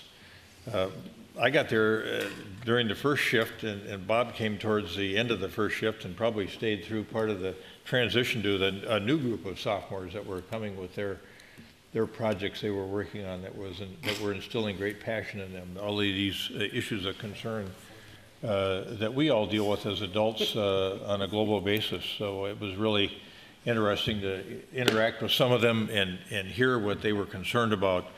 And understand the things that they cared about, and thinking that they were only 15 years old made it even more remarkable. So we really enjoyed ourselves that morning, a little blurry-eyed, but nonetheless we were there. Had a TAB meeting that afternoon. We did a little bit of regional solicitation work there on some over-programming, approved 5 projects, 3 road projects and 2 trail projects. And then the Big Ideas meeting was that night. Everybody has alluded to that. That was a great effort. And Member Fisher, I can't thank you enough for having the idea to start this whole process of the comprehensive planning work over the next year with sort of 50,000-foot views, and trying to include our residents right off the bat with the big ideas and then the big picture. And for staff, I would say Director Teague having that, I don't know what that map was, the material it was made out of that allowed us to walk around on top of it, some sort of vinyl. It was probably, 15 yards by 20 yards. It was impressive and really an effective tool in doing the work that we had to do. And I think Member Fisher, in large part, had the idea of creating that map. So thank you for that as well. I'm going to just jump around a little bit here. We had that Min Roast event. We had a little bit of film footage on that at the beginning. That was an enjoyable event last Friday night. People of all political stripes down there participating in the show. And it was fun to be part of a group of suburban mayors singing to the tune of, I've been working on the railroad about light rail and building roads to Rainy Lake and Duluth and having Canada pay for them. All of that was pretty humorous, and the crowd got a big kick out of it. On the 28th, that morning, Tara Brown and Scott Neal and I attended a meeting called by Jan Callison and the Hennepin County folks on organics. And of course, our goal, I think, over some period of time here is to try to reach a state where 75% of the waste in a household is recycled in some form or fashion. And Hennepin County wanted to talk about the future of organics. And we touch on that a little bit in our town with maybe at least one of our carriers, Veerkant, but trying to figure out how we're going to deal with further waste reduction and get a little bit ahead of the game in terms of recycling and so more to come on that, I think. And I think that's all I need to comment on. Others have commented on other things. The only thing I would say about Rick Dressen is that there's a celebration for him tomorrow, starting at I think 4 o'clock over at Braemar, running until 7:30. 4 to 7. And I think the main program's at 5:30. So right. For folks in the community or at City Hall that are interested in greeting Superintendent Dressen and wishing him well in the years to come, please stop over there. I'm sure he'd welcome visiting with you. And then, Chief, I wanted to thank you for this report. I'll hold it up like this so people can see it. It's Police Department, you're in review, and I appreciate it, and I intend to read this carefully. And then also look forward to the event on the 15th when we do the flag raising out here. So that's it for me, Manager Neal. Thank you, Your Honor. You mentioned the Rick Dressen event tomorrow already. One thing I'll start reminding council and also staff is that we have an adjusted council meeting schedule for July. So there's no first meeting in the month of July. That would have been July 4th, but we canceled that. We have one council meeting in July. It's July 18th. Thank you for that information. I was going to ask you about that. Yep. So we will. So that already means that we're moving people around and moving people a little earlier to get into June or possibly into August. But one meeting in July, July 18th, and there's a comp plan kickoff on 7 p.m. next Monday at Braemar. Taste of Edina is Thursday, the 11th of May, from 4 to 7. And that's all I've got. Thank you. Okay. That prompt anything from any council members? All right. You stand. Could I just make yes, one Member quick Fisher. comment? I'm sorry. Please. To follow up on what you were saying about the passion projects, I also went over to the high school, and I forgot to mention that. But what was really cool is I was recruiting. I would go around on any projects that I thought might relate to the comprehensive plan. I would give them an earful about how they should come out and bring their passion outside of the school to the community. And one young gentleman took me up on it, and he showed up at the Big Ideas workshop with his father, and I happened to be at the same table, and it was really wonderful. And his project, his passion project was light pollution. And but through what I noticed is he wasn't just pushing light pollution solutions in the Big Ideas. They were just going off on all kinds of great ideas. So it was fun to see that happen. And the more we can have our young people bring their ideas into the comprehensive planning process, the better. Yeah, very good. I thought of one other thing. We had one of the members of our community, Frank Lorenz, raised the issue of further development in the Southdale district, and what kind of attention are we giving to our infrastructure in that particular area? And I think Mr. Lorenz doesn't know this, but we're way ahead of the curve on that. We've been looking at sewer capacity, stormwater management, and transportation infrastructure for some time, and you may want to just comment briefly on that before we adjourn. Director Milner. Yeah, Mayor, members of the council, it's pretty good timing because next council meeting, we're going to provide an update on the Southeast Sanitary Sewer Capacity Study. So we have Bar Engineering and Ross Bittner will be here to give the update on that. But yes, we've also done the traffic study last summer and presented those findings, kind of bracketing minimum development and really high density development in an area. So we know where those pinch points may occur depending on the projects that get approved by this council. Very good. Anything else? All right. We stand adjourned.